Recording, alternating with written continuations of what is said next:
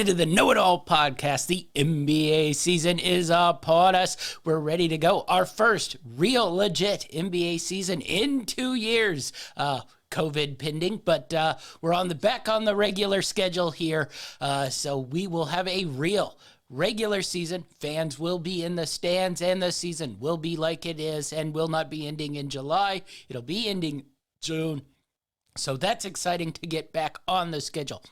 With us to do today's NBA win totals to preview this season, Achilles Reign is with us in his fancy Dodgers gear after last night's tough game. You want to speak to any of your manager's decisions, possibly skipping the best starter they have and then shoving him in the 8th inning randomly? Yeah, I have nothing to say. I think everything that has to be said has already been said by every single Dodger fan in America. So let's just move on. Should Dave Roberts be fired? He got his World Series. Now his psychotic playoff managing could go out the way, I think. I guess that's another podcast for another day, but very disturbing, I must say the least. All right, let's get into some NBA win totals. There's been a lot of action this NBA offseason. So let's start out in alphabetical order. We're going to start out with those Atlanta Hawks. Their win total sits at 46.5 wins. Last year, they won the equivalent of what would be 50 games, so that should be an interesting season overall for the Atlanta Hawks.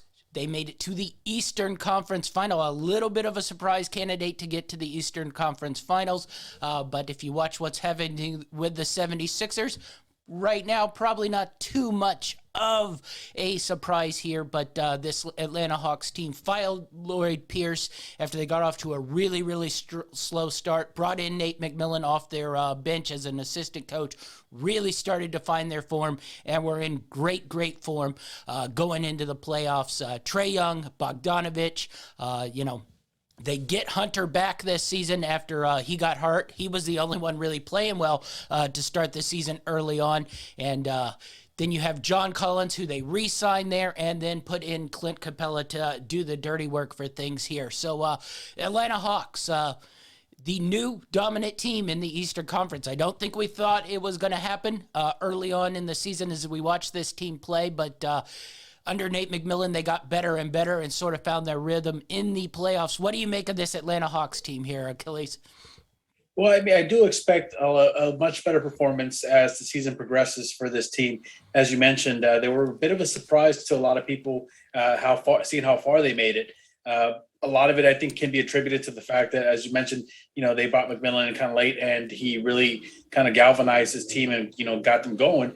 And his first full season, I think you can expect some of the same, at least, going forward. But, obviously, the season's very long and we have a lot of different hurdles to jump through. But if they can play at the rate that they were playing at once he took over, then I foresee this team to be pretty good. How good? I still don't know. There's still some question marks there. But I think that they're going to be probably one of those sleeper teams. They're definitely in contention for at least an Eastern Conference championship here. But I don't know. I mean, what do you think? Do you really think that, having Coach McMillan for an entire season is going to make that big of a difference? I was very down on this team. You know how I was also down on Trae Young. But that second half of the season, I saw more and more from Trae Young, less, crazy. It's my time. I'm going to be the scorer here. More letting Bogdanovich get involved. And overall sort of an actual team instead of one guy trying to make himself a really good player and sort of leaving everybody behind. And when I watched them in the playoffs, this looked legit, like one of the top teams in the East. Now, that being said, the Miami Heat have improved themselves. You assume the Bucks, the defending champions, are going to be at a high level again, and maybe even a higher level after what we saw from Giannis in the finals in the Eastern Conference Finals. The Nets, will probably be very, very good with or without Kyrie Irving. We'll get into that. When you have James Harden, when you have Kevin Durant, you're going to be a really, really good team. Boston should be back somewhat in the mix there. So I think the top of the Eastern Conference got a little deeper. So regular season wise, I really do think this team will be probably in and around that number, if not over that number. Now, can they make another run to the Eastern Conference Finals? I don't know about that. You know, the basketball's such a just game of, luck.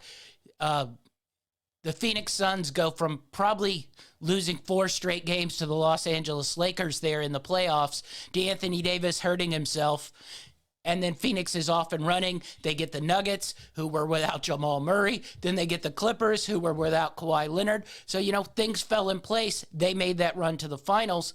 Does them not making another finals run this season mean it's a failure a season? I don't know. And you sort of look at it the same way with the Hawks. Maybe they went 52, 53 games. Maybe they finish with a 3 seed, a 2 seed in the East.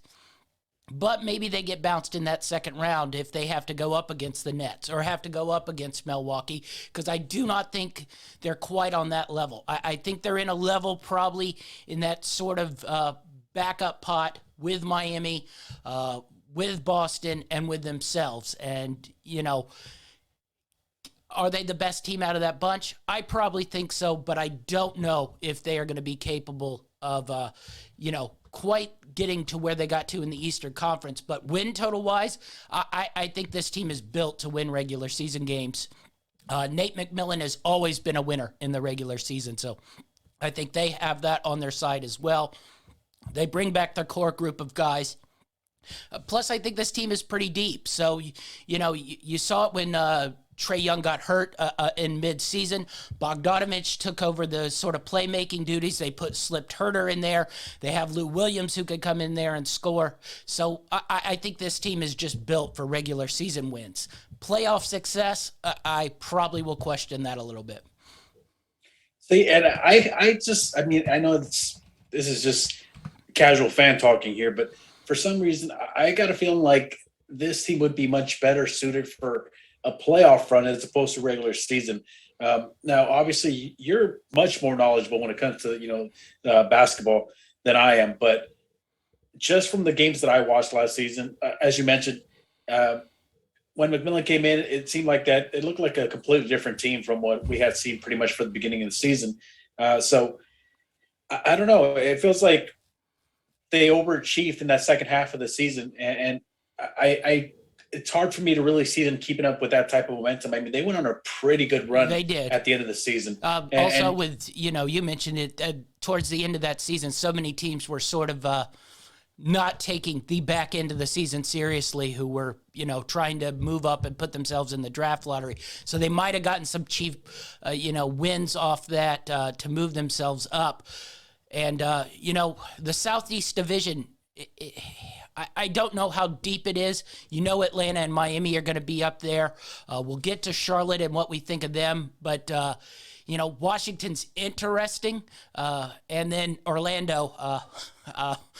Orlando has a lot of very young players on their team. That's a really nice thing to say.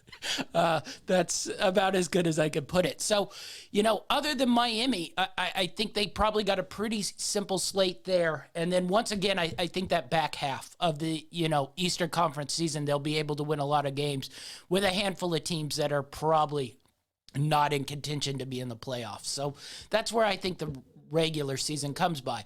Now, that being said, I mentioned Trae Young and his, sort of leap that he made where he was becoming a basketball player and a point guard and sort of being a little bit more Steve Nash in sort of efficient playmaking, shot making, and then getting his teammates involved. Now, if it pulls back and goes back into Trae Young, I want to be Allen Iverson, I don't think this Hawks team really is quite successful. It's sort of a really good unit if everybody is involved. But if it's a solo act, then I think other players, especially like John Collins, just sort of don't give the effort. So the only thing I could see where Atlanta wouldn't be as successful if sort of Trey regressed back into going into sort of hero ball mode. Which with a guy like him, you never know. Yeah, that's very, very true. So, this number's sitting at, 46 and a half. I really, really think that's a pretty good number here, especially in the Eastern Conference. So that would be one I definitely go over. I bought into this Atlanta Hawks team, especially in the regular season. Now, if we could just get some Fox Sports regional coverage out in the world so I could actually watch this team play and not get it blocked on my league pass and have no way to access Atlanta Hawks games would be nice. But that being said, we'll move on to a very interesting team, the Boston Celtics, who were pretty much a disappointment last season. Finished up at 36 and 36. Marred by injuries and really just poor play. A lot of shifting there. The coach goes from the coach's seat into the front office. Danny Ainge, leaves. They bring in Ime Udoka, and then they sort of remake this whole team here a little bit, which is interesting. They bring back Enes Kanter. They bring back Al Horford. They get Josh Richardson from the Dallas Mavericks. They get rid of Kemba Walker. And then they bring in Dennis Schroeder, who they got on a really, really good deal as the Celtics sort of waited out the market there. And Schroeder was left without sort of a player to bid for his services. So he's on a cheap 1 year, sort of $8 million deal there. So I really like that. But, I can't quite get the sort of vision of this team out of my eyes of just constantly disappointing, constantly sort of not having the toughness to get out of some regular season games there. And, do I think they will be a 500 team like they were at 36 and 36 again? I think they'll be a little bit better than that, but their total number sits at 45 and a half. That would equate to about a 4-win jump from what they were last season, winning percentage wise. And I don't know if I see that quite in this team, just because I don't know if I believe in them yet. They have a lot of talented players, but they have not shown the ability to win a lot of games as a team so far with this Tatum Brown sort of solo unit. What do you make of the Boston Celtics? To me, the Celtics are a little bit of a conundrum. You look at everything they brought in. They brought in a lot of veteran guys, and then they brought Schroeder in, who, I don't know why he waited. He had a pretty nice, offer from the Lakers and decided to kind of wait it out. He's saying he never got that offer. I will say that. Oh, let's believe him. When every single is beat probably writer saying that. yeah. His agent must have just crumbled it and tossed it after he saw the offer he ended up with. But they brought him in, which he's going to be a huge defensive help. He's really good playing. When he's got the ball in his hands, he can play, the front and back. And my concern here is, it seems like they've gotten older, and sometimes that's a good thing when you have a bunch of young guys that you're trying to develop and you're trying to bring them. But you already have your core group of guys, and these are the guys that are established. I would have preferred them, kind of bringing in more youth and trying to, build around your core group, as opposed to just bringing a bunch of veteran guys that, listen, can they play well? Of course they can play well. At one point or another, some of these guys were all-stars, but I'm just not sold. I'm one of those people that kind of feels that this number's a tad bit high. I know that a lot of people think that Boston improved based off last season, and I can see why they would say that when you look at the names they brought in. But I tend to not look at so much the names and more the age. And when I look at the age of the guys they brought in, that's what kind of gives me a little bit of pause and makes me believe that this number might actually go under. Yeah. A couple things probably hinge on this season. One is Robert Williams, who's showed potential to be a DeAndre Jordan type center, young DeAndre Jordan, not the Lakers version that is currently going to be waving a towel on the bench. Young DeAndre Jordan, where he can get up and down the floor, can move ridiculously well for somebody that size. But he's also not shown the ability to stay healthy for, longer than, a couple week stretches. So then you're switching out Robert Williams for Al Horford. I did think Al Horford played really well for the Thunder, but he played really well for the Thunder for about 2.5 months. The Thunder won too many games and then put him on ice. So can you get Al Horford to play well for a full NBA season? That would be my question. You can get Al Horford probably to play well for, a month, 2 months before the real grind of an NBA season starts to help him. So I don't know how much that helps him. And then you bring in Dennis Schroeder, who, I really like Dennis Schroeder. I think he's a really, really good player. Now, I don't know if LeBron James likes him all that much. He got a little shot happy in those playoff games, I will admit. But my question becomes, Jaylen Brown and Jason Tatum, who are the stars and the heartbeat of this team, have had some sort of, let's say, issues with interesting personality point guards. And Dennis Schroeder, while not as talented as some of those interesting behaviored point guards, Dennis Schroeder has a little bit of a weird streak in him, which is what helps him be successful. But is it going to rub some of those guys the wrong way? He's a really sort of dominant personality, especially out there on the floor. So is this going to be more problems we hear with infighting inside the Celtics locker room? Or is he going to fit in harmoniously? And, I do think that 1-year deal helps that. But, you saw a little bit with that with the Lakers, and he was, an unrestricted free agent. So I think his personality is his personality. So how that blends in with Brown and Tatum, I think will also be sort of interesting in the mix. So it's basically the newcomers, and can Robert Williams stay healthy, I think will determine this season. Yeah, one of the questions that I have is, how does bringing in a new head coach impact that locker room? Because as you mentioned, yes, you have your core group of guys, you have your stars, your superstars in Boston, but then you brought in a bunch of other guys that have put in years in the league, so they probably feel like they have at least some say in what goes on in that locker room.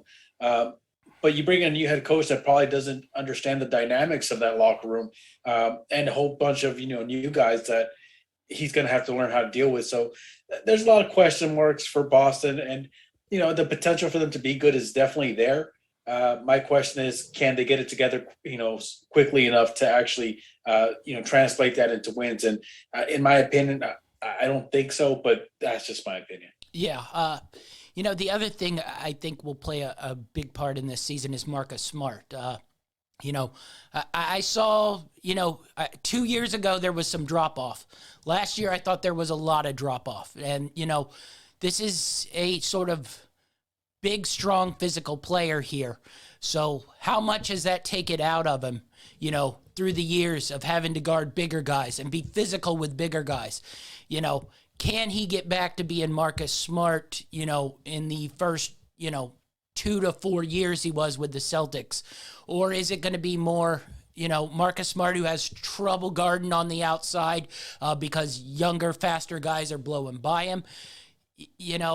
If that's the Marcus Smart you're getting, I don't know if that's really going to help your team either. I will say he has gotten better and better each year at making shots, but still shot selection is an issue. It's just an overall interesting team here. So I'm with you. I probably lean a little bit under this 45.5 number. I'm curious where you think this team will finish in and around the playoff. Do you think they have a high enough ceiling maybe to work themselves into let's go 3 seed here? Or do you think they'll be more on the back end of that 5-6, or maybe even hovering around that play-in game, which is where they finished last year?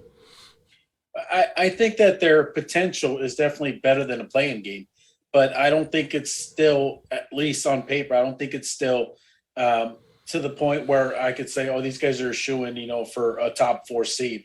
I think that if they get things together and they start meshing and start playing well, I think that they can get in, it's one of those lower seeds, maybe a 5 or a 6. But again, there's so many things that have to go right for them just with the whole situation they put themselves into with new coach, new players, a whole new the nucleus remains the same, but everything else on the outside has changed. Yeah. All right. Well, we're going to move on to a team without much going on, the Brooklyn Nets. Brooklyn's win total this season sits at the number 1 in the league, 56.5 wins overall. They, finished in second place in the division last year, second place overall in the Eastern Conference at 48-24. They never really had their full team, as Kevin Durant was sort of in and out in the lineup, recovering after the Achilles injury. Harden got traded there mid-season. He was really their bell rock once he got playing and a little bit in shape after the embarrassment that was his tenure with the Houston Rockets there for the first 3 weeks of the season. And then Kyrie was left to do sort of his own thing and was randomly in and out, as per Kyrie Irving is randomly in and out. We'll touch on the Kyrie Irving thing at the start, and then we'll talk about the real team that is the Brooklyn Nets. Kyrie Irving isn't going to be there because he's not vaccinated, and they won't let him play in New York. And Brooklyn, smartly enough, said, yeah, we aren't carrying you around randomly on the road to play your road games, and then you aren't going to be here at home. Whatever, that's his decision. I think we've often, when we've come on to talk NBA basketball, just questioned whether he even wants to even play NBA basketball. I think he likes NBA spotlight, NBA money, but I don't think he likes playing numerous NBA games. Kyrie is Kyrie. I don't really downgrade this team too much without him, especially with what they brought in. I thought the Patty Mills move to bring in Patty Mills in this team is exactly what they need. If they had Patty Mills last year when James Harden got hurt and they could have slid Patty Mills in that spot, I think they might beat Milwaukee here. This is oddly a really, really deep team for a team that has 3 superstars on it. It will be very hard for somebody to talk me out of this team not being a prohibitive favorite in the NBA right now. With Durant, with Harden, I just think they're really, really probably one level above pretty much anybody else. Where do you think they are? Yeah, I mean, I personally think that number sits a little too high for my liking. Now, as you mentioned, it's probably the highest win total in the NBA. So that's probably why it feels so high to me. But, even though I wouldn't completely downgrade him, on performance because Kyrie's gone or he won't be playing if he doesn't get a shot, I do have to slightly downgrade him just on talent alone. Whether you like the guy or not, I'm not a huge Kyrie fan, but the guy is really talented. He's a really good basketball player.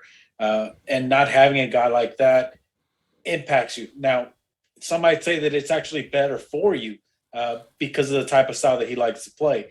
But all that aside, all politics and, personal liberties aside, I don't know. You can't really assume that this is going to be a poor team when you're talking about a guy like Kevin Durant, a guy like James Harden. If I had one of those guys on the team, I would just assume that my team's going to play well. That's how good those guys are. As you said, they brought in, Mills, and if they would have had him last season, it would have been a huge, huge help to them. But they've got him this year, something they can fall back on. I still feel that number is slightly too high. I would have to lean more towards the under, but I still don't think that takes away from this team being probably one of the most talented teams in the league. Yeah, I think where it really sort of stems out, we'll talk about teams like the Lakers who, depth will be an issue. This team just has depth because you have the Harden, Durant, Kyrie combo.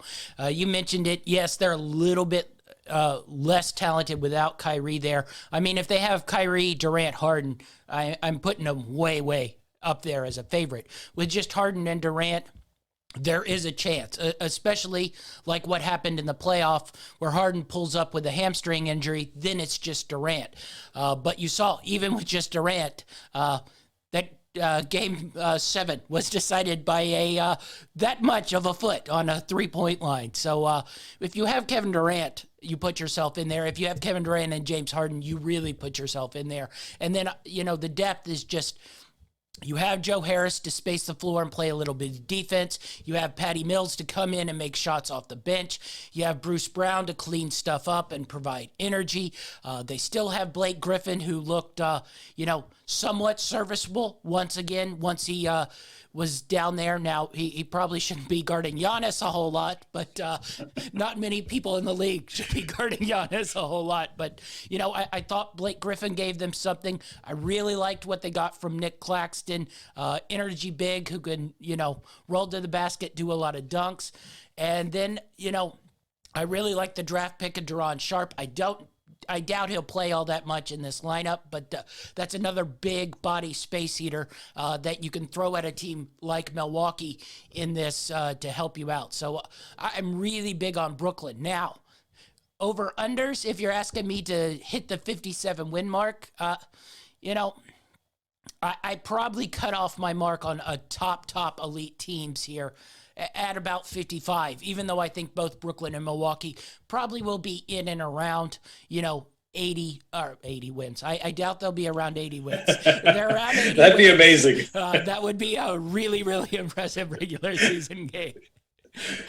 I think they'll be in and around 60 wins. But, you mentioned it like this Brooklyn team. If Harden or Durant goes out for, a stretch of season here, then, you don't have that three-way star trifecta trident that they had last year, whereas someone was already always out of the lineup, but you still usually had the two there. So I'd go under on the 56.5, but I definitely would not bet on an under 56.5, because if this team's healthy, they're probably winning 58 to 62 games in the regular season. Not to mention the fact that they are in a situation kind of like the Miami Heat were back when they had the big three, Bosh, Wade, and LeBron, where players want to play there. Because they know that this team, if any team has a chance at winning a championship, they probably have the best odds. And, as a player who's looking to get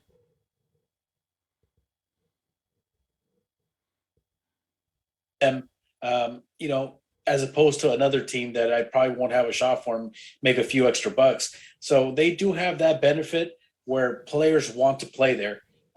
So they always have that to fall back on if they start getting injuries, things like that. Or even, later on in the season, if some sort of trade comes up, it's definitely a favorable destination to go to. So they have that going for them. So it's another feather to put on their hat. Yeah, definitely so. All right. We're both on the under of the Nets, but I think we both really, really like the Nets this season. We'll move to one of the most interesting teams in the NBA. A lot of NBA people are really, really high on this team. I'm going to pull back a little bit. I'm not quite as high on this team, but the Charlotte Hornets are getting a lot of love this season. They are sitting at 37.5 wins for their win total. They finished last season at 33-39. So they were entertaining, but basically they were a solid in and around 500 team. Gordon Hayward got hurt. They became less of a 500. They were still entertaining, but they were not capable of winning games quite as much with Gordon Hayward there. Now, I see this much like similar to, last year. Maybe LaMelo Ball gets a little bit better. He was really good. Terry Rozier played really, really well. But this team really hinges on Gordon Hayward. Is Gordon Hayward going to play a full NBA season? I don't think we've seen that in 3 years.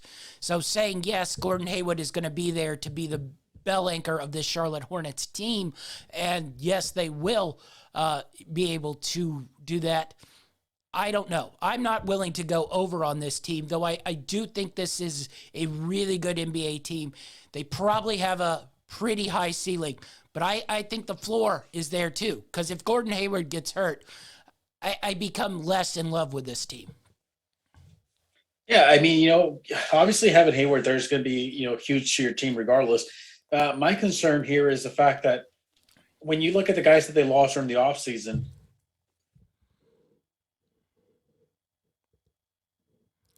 to, play a physical style of defense. And when I look at this team, to me, they look like they have the potential to be a very flashy offensive team. But it also looks like they could completely deteriorate when it comes to defense. And that's the part that concerns me, is that even though they probably performed a lot better than people assumed they would last season, it's not the same team. It's a different team. And, we've heard time and time again, defense wins championships. Doesn't matter how many superstars you got. You see it with Harden. If you don't play defense, it's not much you're going to be able to accomplish. And that's my concern with this team right now, is that I feel like they could definitely have a very poor showing when it comes to defensive stats.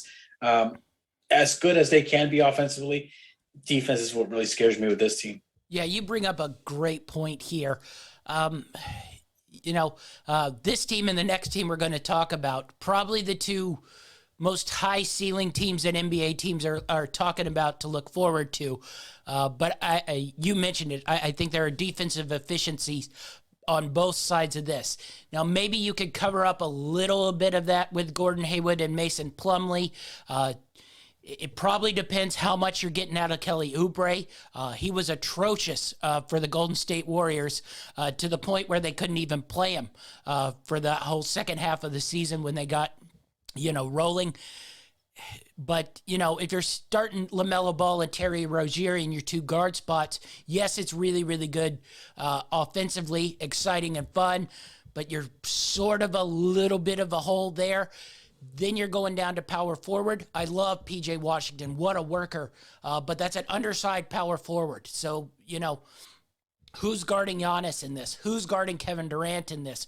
I don't know if you can pull it all that on Gordon Hayward and be like, here, why don't you guard James Harden or Kevin Durant today and not get lit up? Or guard that Miami team. Or guard that Boston team. Or guard that Pacers team. There's so many teams that have so many good, sort of wing players on it. And this team is really sort of deficient in wing defense and guard defense, other than maybe Gordon Hayward, who's even then dropped off defensively since his ankle injury. And then you're counting on Kelly Oubre and Wes Indu. That's hot and cold. Maybe we get a good Kelly Oubre season. Maybe we get the Kelly Oubre season we, saw last year. Maybe Wes Indu gets more minutes, but if you're playing Wes Indu, you aren't getting that good offense. I love Wes Indu, but he's not opening your thing up offensively. They did draft James Bouknight, who's an interesting player out of UConn, probably can fill that Malik Monk role. The question, can he fill more of that and be like a Ben Gordon type, coming in and really lighting it up? We'll see about that. He was pretty inefficient in college, even though he could score. So, actually I'm under on this team as much as everybody seems to love this team, and it's a big leap pass team this year. I think it's a lot of people's league pass ranking team as, a top 3 team to watch. But I just think they're so dependent on Gordon Hayward to really carry this team. I can't have them make that jump to about 38 wins here. That just seems like too high a jump for me. I have to agree with you. I'm right there with you. I think that I would have to take the under in this team. And it's not because I don't think that they're very talented, especially in the offensive side of the ball. It's more because I feel like they got worse defensively. And, it's hard to win championships, let alone games, when you don't play defense. So even though I feel like this could be a very exciting team to watch, I feel like I just have to hit the under on that one. Yeah, me too. All right. So we're going to move from Charlotte to the Chicago Bulls. And this has probably been the most active team since the second half of last season going into the trade deadline. Bringing in Vucevic, then bringing in DeMar DeRozan in the offseason, bringing in Lonzo Ball, bringing in Alex Caruso, bringing in Derek Jones Jr., They still got Zach LaVine. Sadly, Patrick Williams got hurt, who is the only person who even thinks about defense. So, you mentioned the Charlotte Hornets' defensive issues. What do you make of the Bulls here and their win total of 41 and a half? They sort of really disappointed towards the back end there when they made that trade for Vooch. They ended up finishing 31 and 41, but I think a lot of people thought this team was going to make that push into the playoffs, and now they've added even more. They're really making this push for the playoffs, but you got to question this team defensively if you're questioning the Charlotte Hornets defensively. Yeah, most definitely. I think that, defensively, they're definitely going to have their struggles, but I think it's going to be more obvious when you look at that starting lineup. You have obviously some very, very good scores, for their starting five, and the depth that they brought in, or lack of depth. It seems like the starting five are going to have a good offensive time, a good offensive showing. They might struggle defensively, but then you turn it around to that bench, and that bench, I'm trying to figure out where they're going to get their points from. The only thing I could think of here is that they're going to have to mix their rotations to where you're going to have one of your starters in there with some of your bench players at one point or another, because I don't see how they're going to get any offense from that bench. It seems like, I don't know. There's just too many holes on this team. I can't quite put my finger on exactly what they're trying to build. I like some of the moves that they made during the offseason, but it's still. I think that this team was just left with too many holes still to make me feel comfortable. Yeah, you mentioned it. This team also.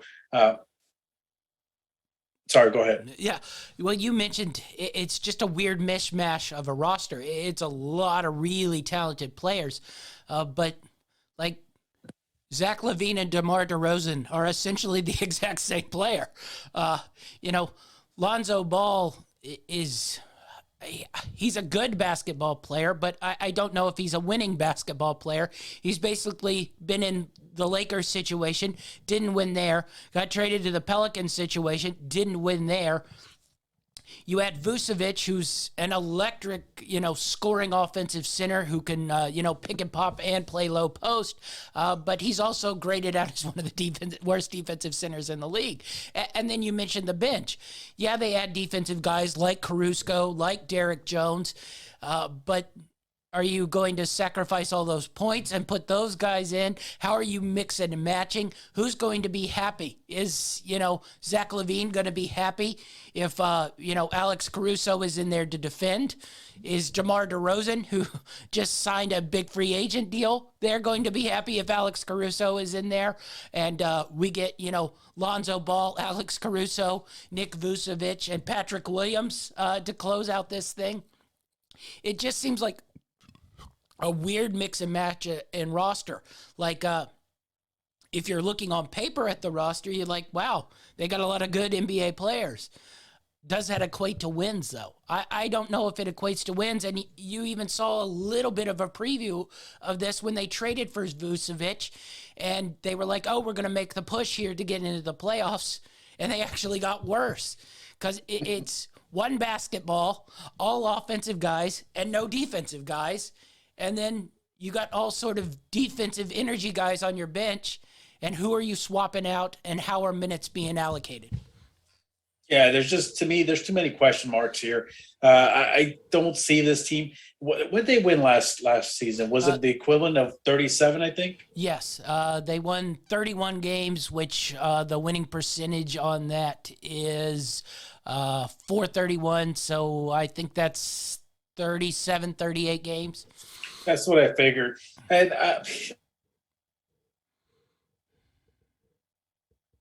a little preview of what's to expect this season. and I wasn't blown away by it by any means. So again, it feels like I'm taking a lot of unders this season towards an under for this team. Yeah, I'm definitely an under on this team as well. The interesting thing is Zach LaVine is not signed. He's an unrestricted free agent after this season. That might be a trade chip where you sort of use DeMar DeRozan, move him into Zach LaVine's spot, maybe bring in some sort of more fit into this roster. Because I think if you have DeRozan, Ball, Vucevic out there, and then throw some sort of combination of Jones, Caruso, you probably have a little bit more balance. It's just, so maybe there's a way to find, if they don't think Zach LaVine's going to re-sign with them, to maybe trade Zach LaVine, balance this roster out a little bit sometime in the midseason. And I mean, do you really think there's a chance that LaVine re-signs with them, especially with the type of roster they?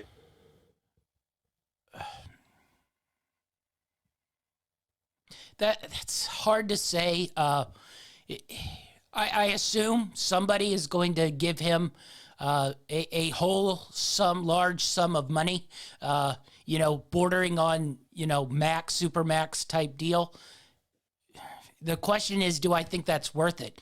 Like, if I was the Bulls and I already had, DeRozan signed to a deal that's, $27, $30 million, am I going to throw that again at Zach LaVine? Am I going to have two shooting guards? First, exactly. Similar type of player, too. Yeah, who don't defend, need the ball, score a lot. Am I paying $60 million for that? This isn't Tatum and Brown out here. It's just...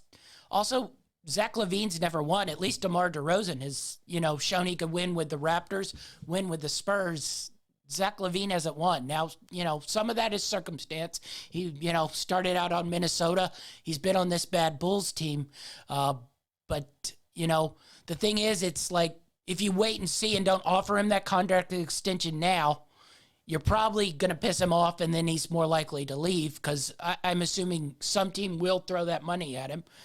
And I think you'd just sort of be better off waiting and seeing how this roster gels, and if Zach LaVine can win with this team. If he can win with this team, then, maybe you throw that money at him, though. I still don't think that would be good money to throw at him. But, I've never been a huge Zach LaVine guy. Great scorer, and was actually really good on Team USA, but never been a huge Zach LaVine fan. Bulls team will be interesting. I think it'll be a fun team to watch early on. I would advise taking overs for them for the first 2 months of the season. We might get some 140s games here. Yeah, I'm going to look forward to it, but not something I look forward to for an entire season. At some point, you got to get a little balance going. Also, if you're playing individual fantasy, I'd load up on the other team's weeks. Yeah. All right, next up, we're going to Cleveland. And speaking of mismatched rosters that are intriguing, Cleveland sits at 27.5 here. Last year, they were pretty bad basketball team, 22-50, 30 winning percentage on that. So it'd be a little bit of a jump, but not too much of a jump at 27.5. Basically in and around the same that they were last year. And I know it's going to sound weird, but I sort of like this team. They drafted Evan Mobley. I'm a big Evan Mobley guy out of USC. They brought in Ricky Rubio. I'm not 100% sure why with Darius Garland and Colin Sexton, but he might be able to at least sort of control a game a little bit better than those two who are, really talented, but a little wild and not sort of knowing how to control games. They got Lauri Markkanen. I'm not in love with that deal, especially since no one was paying it for 2 months, and then you randomly threw 4 and 80 at him. You got to spend your money. You got to hit the cap floor. So whatever. how he's not a poorer version of Kevin Love, I don't know. And then you have that Kevin Love question. Technically, yes, he's still on this roster. Whether he plays, I don't know. Whether he's capable of, playing NBA basketball anymore. He begged to be on Team USA, then showed up to Team USA out of shape. So, I don't know what's in his head, much like I don't know what's in Kyrie's head. He's just a little bit less chatty about it, other than during the game when he's randomly slapping balls and to other teams. But I do think this roster is a little bit talented, though. I will say that. Garland, Sexton, Orko, Mobley, Allen is your starting five. It's very, very young, but there's a lot of skilled players there. You throw in Marketing, you throw in Rubio, maybe you throw in a 10-minute stretch of Kevin Love. I sort of like this team. It sounds weird, but I sort of like this team this year. Yeah, I kind of like them too. I'm not crazy about them. Like I wouldn't, bet the mortgage on them going over or anything like that. But I do think that they can play slightly above what their projected over under is. And I'll tell you my main reasoning for it. When I was watching their games early on last season, they really shocked me. I didn't think they were going to do nearly as good as they started off. They started off pretty hot, based off the standards we had set for them. Yes. And yeah, they brought in, some nice additions to the team. And I feel like Coach JB does a pretty good job at trying to, get extra out of players. Players that we normally don't expect extra out of.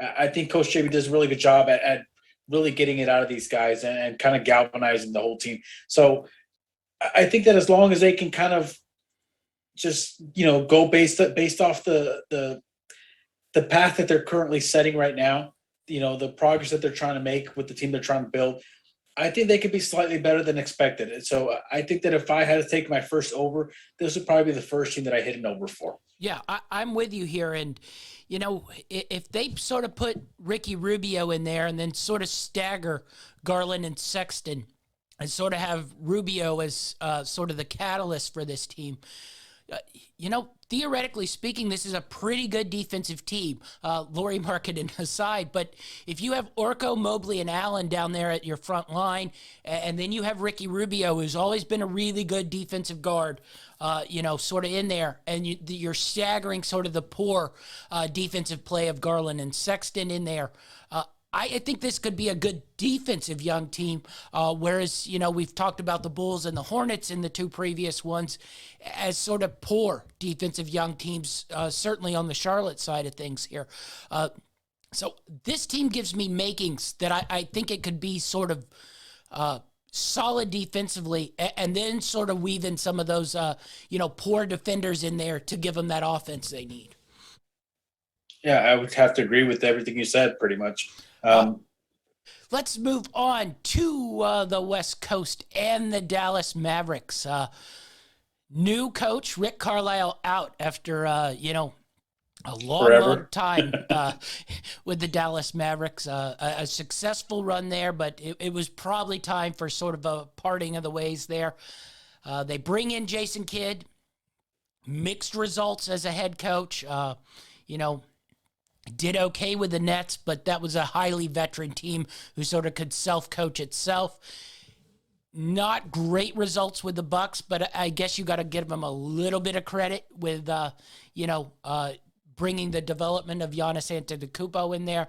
I don't know how much credit you give. I think you give a lot of that credit to Giannis himself with his work ethic, but I think you got to give some to Jason Kidd there. Dallas, they re-signed Tim Hardaway. It should be a healthier season for Kristaps Porzingis. At least that's, the word we're getting. He had a full off season to, rest, recover, work out, which hasn't happened in a while. Maxi Kleba should be healthy. They bring in Reggie Bullock. They bring in Sterling Brown. And then you got probably the budding star of the NBA in Luka Doncic here. It's an interesting team because really Luka is so good that this team is is already a really, really good team.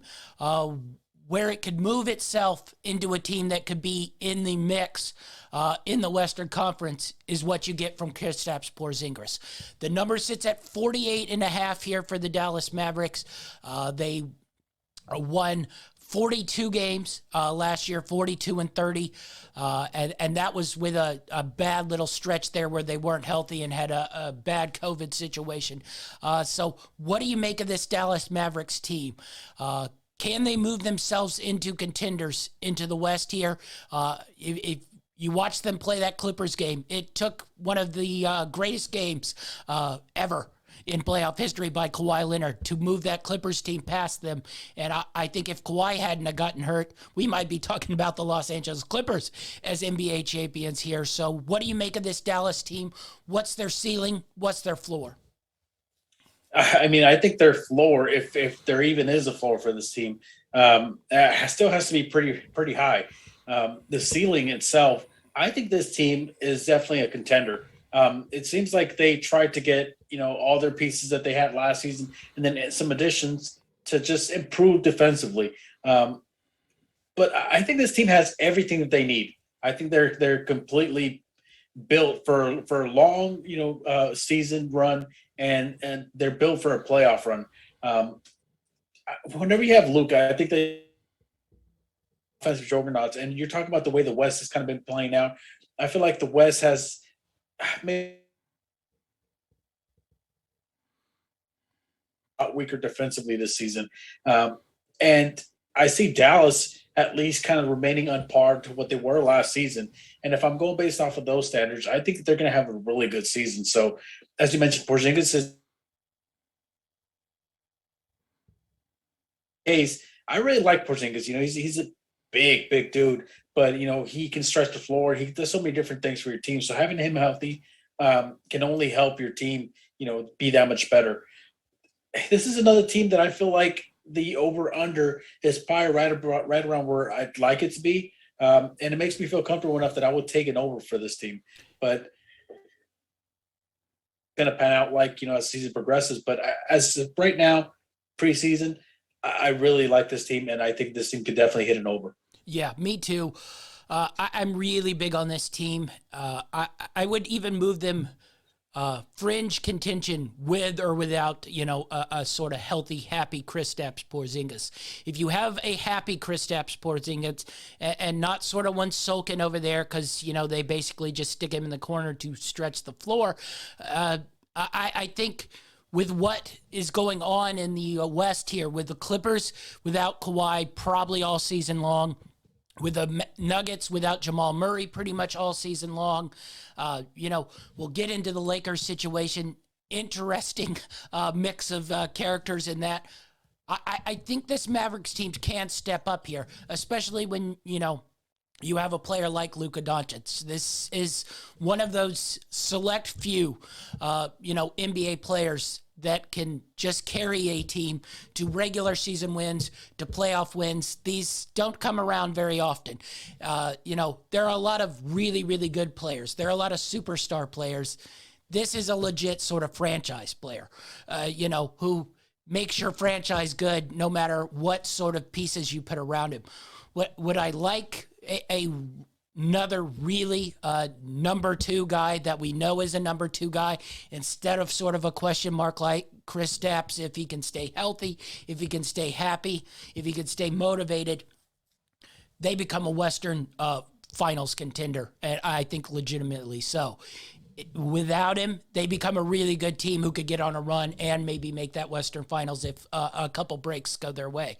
They might have done it last year, if a couple breaks went their way and they beat that Clippers in that Clippers series. So really, really interesting. Love this Dallas Mavericks team, and I actually think they're going to really, really have a great regular season. I think this is going to be maybe a 2 seed out the West if they reach their potential here. Love this team. I'm going over on this. I think they get into the mid-50s win mark here, even through it.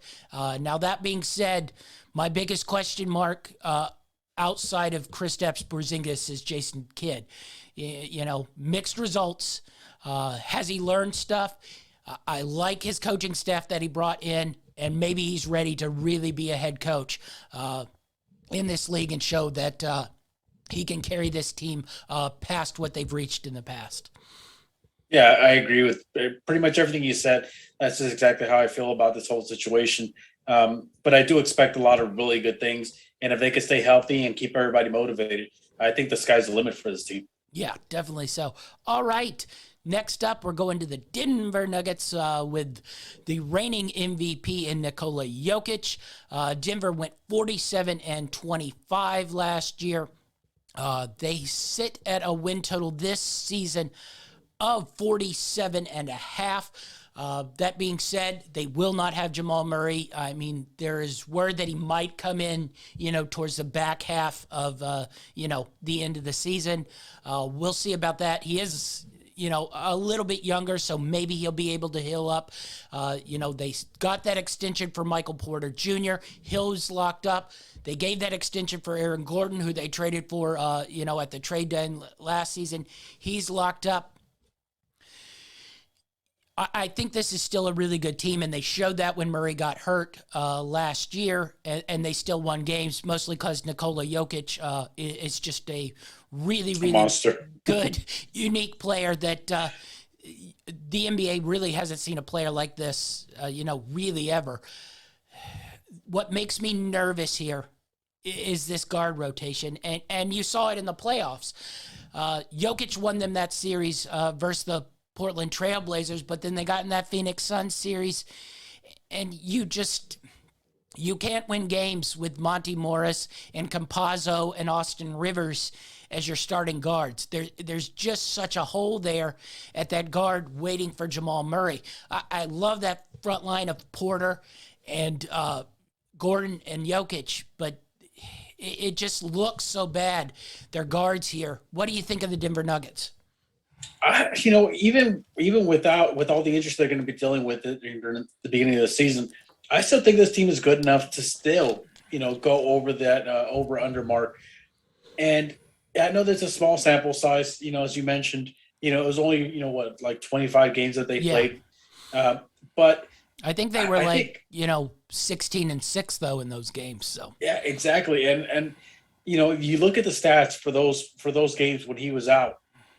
I know that Jokic had to step up and play a lot better than he was playing, which is, in itself is kind of ridiculous to say. But to me, at least, I feel like still being considered a threat going forward, even if he does miss significant time. I think that this team's still good enough. They're deep enough, and they have, obviously, the big guy to fall back on. So if I had to choose, if I had to put money on this, I would lean more towards the over.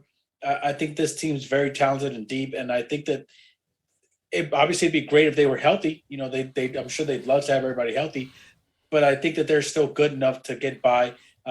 Especially with the guys that they have on that roster. Yeah, I think they can win regular season games. The sad part is I don't think they'll be able to win in the playoffs.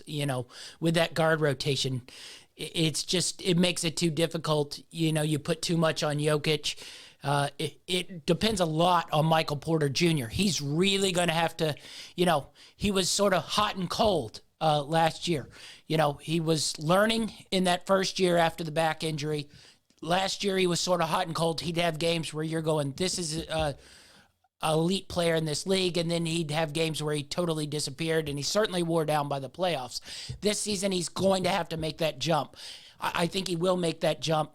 If you look at his numbers, he shot over 40% on threes in his first 2 years in the league. So, he has the ability to be a legit, really good superstar player, second fiddle to Jokic in this league. If we get that jump, I think this team can win 48-52 games. So I'm like you. I'm going to ride the over here at 47.5. Jokic, I don't think totally gets the respect that you'd think, even though he did win the MVP.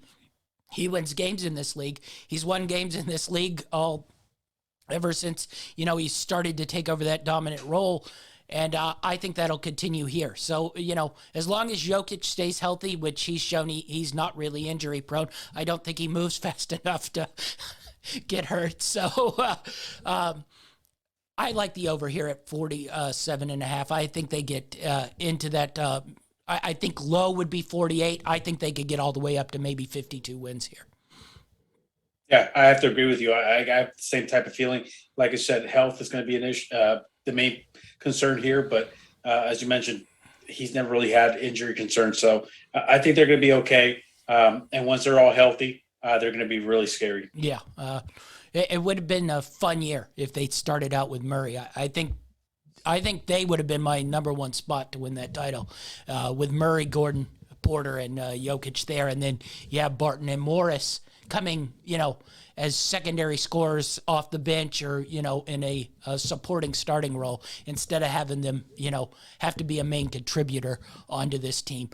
Next up, Detroit Pistons. It was a terrible year for the Detroit Pistons last year. It's a good thing they let Jaron Grant do all the things that he did.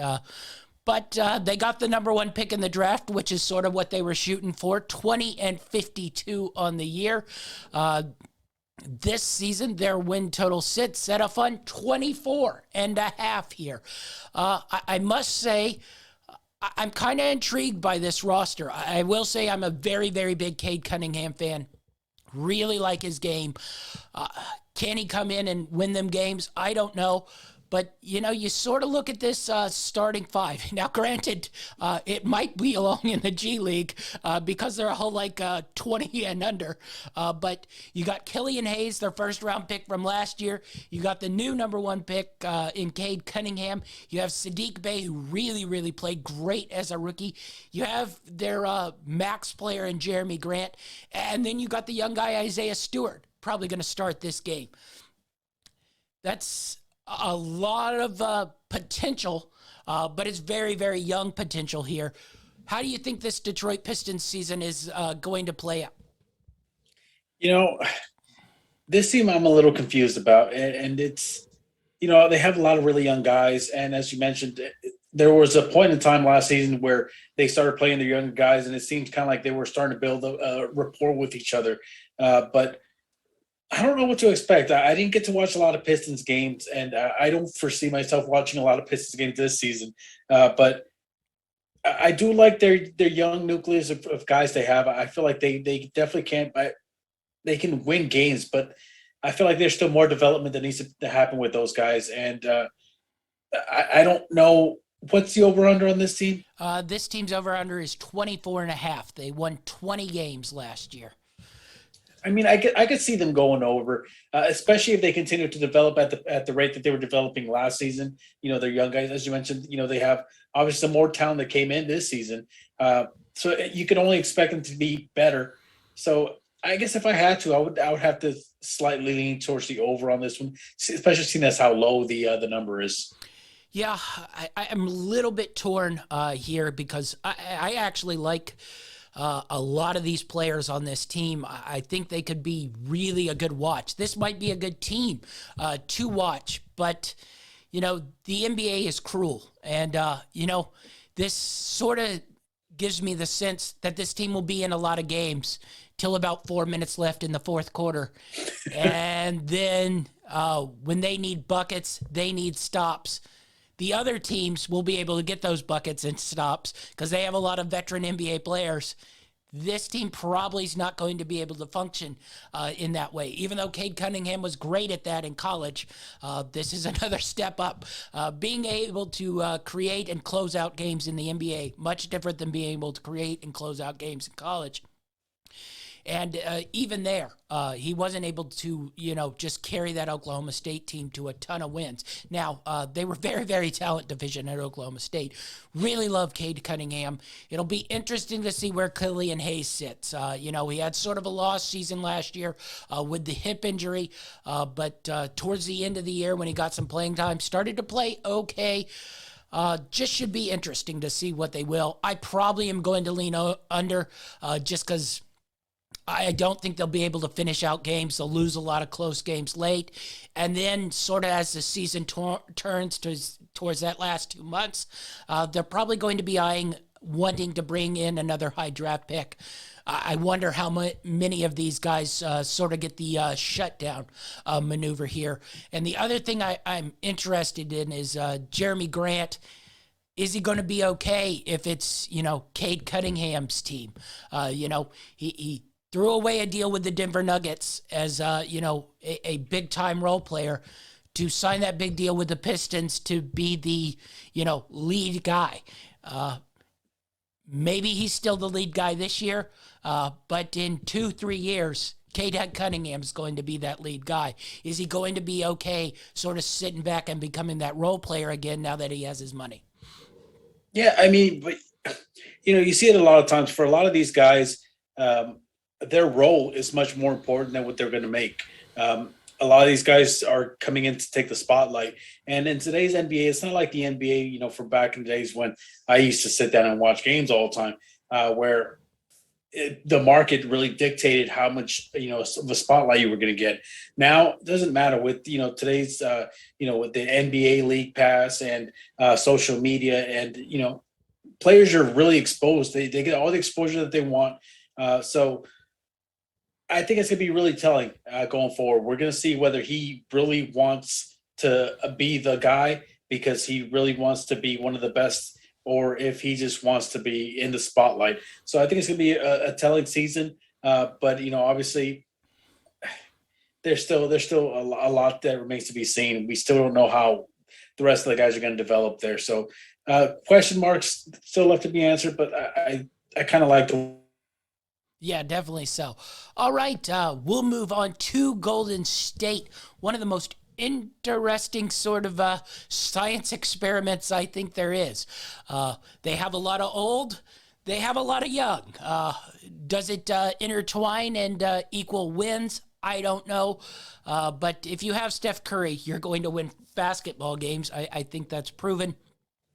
Golden State last year finished 39-33, got to the play-in game, just missed out on that play-in game by the Lakers hitting that last-second shot to win that game and then getting bounced by the Memphis Grizzlies.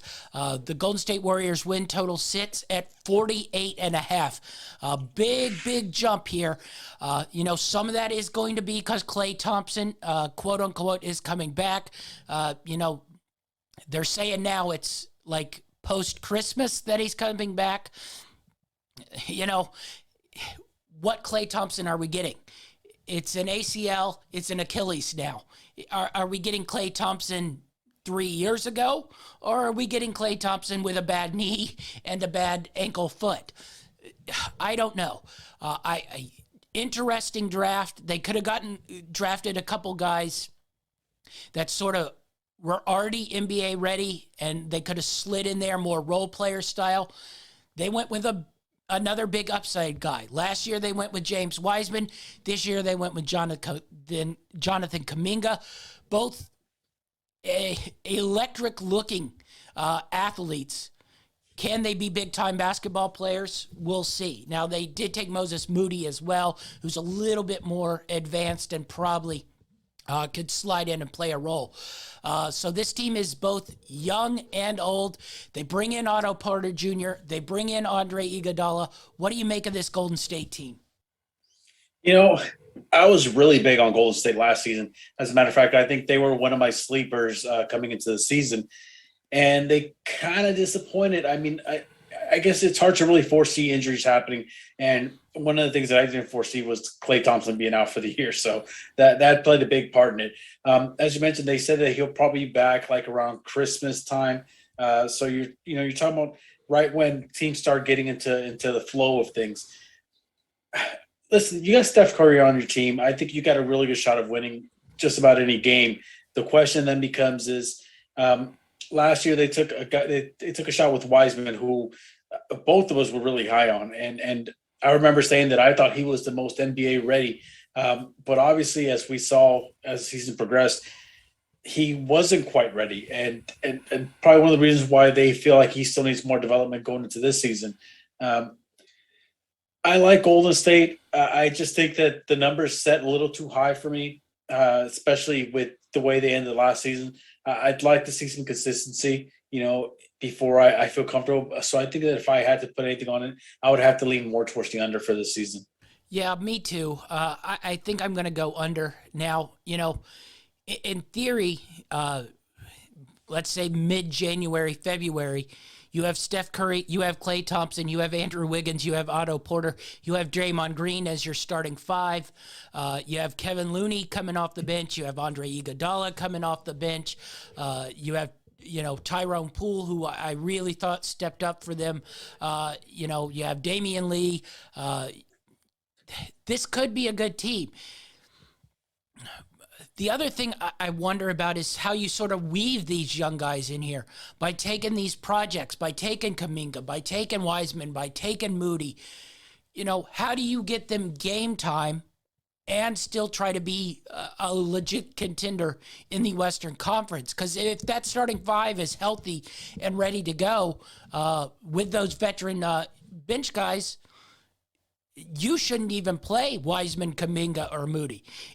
You're sort of an NBA contender if all those guys are healthy. If Curry, Thompson, Wiggins, Porter, Green, Poole, Looney are all healthy, that's a legit NBA Western Conference contender. How healthy they are, I don't know. So how do you weave in Wiseman, Kuminga, Moody, these young guys who are probably going to be your future in 3 to 5 years? Well, that's what I was going to tell you is I think it becomes an issue because at some point, I understand you have the G League and all this, for player development, but nothing develops a player like playing in NBA games against NBA talent. And as you mentioned, when you have the guys that you have, what do you do with the rest of these young guys?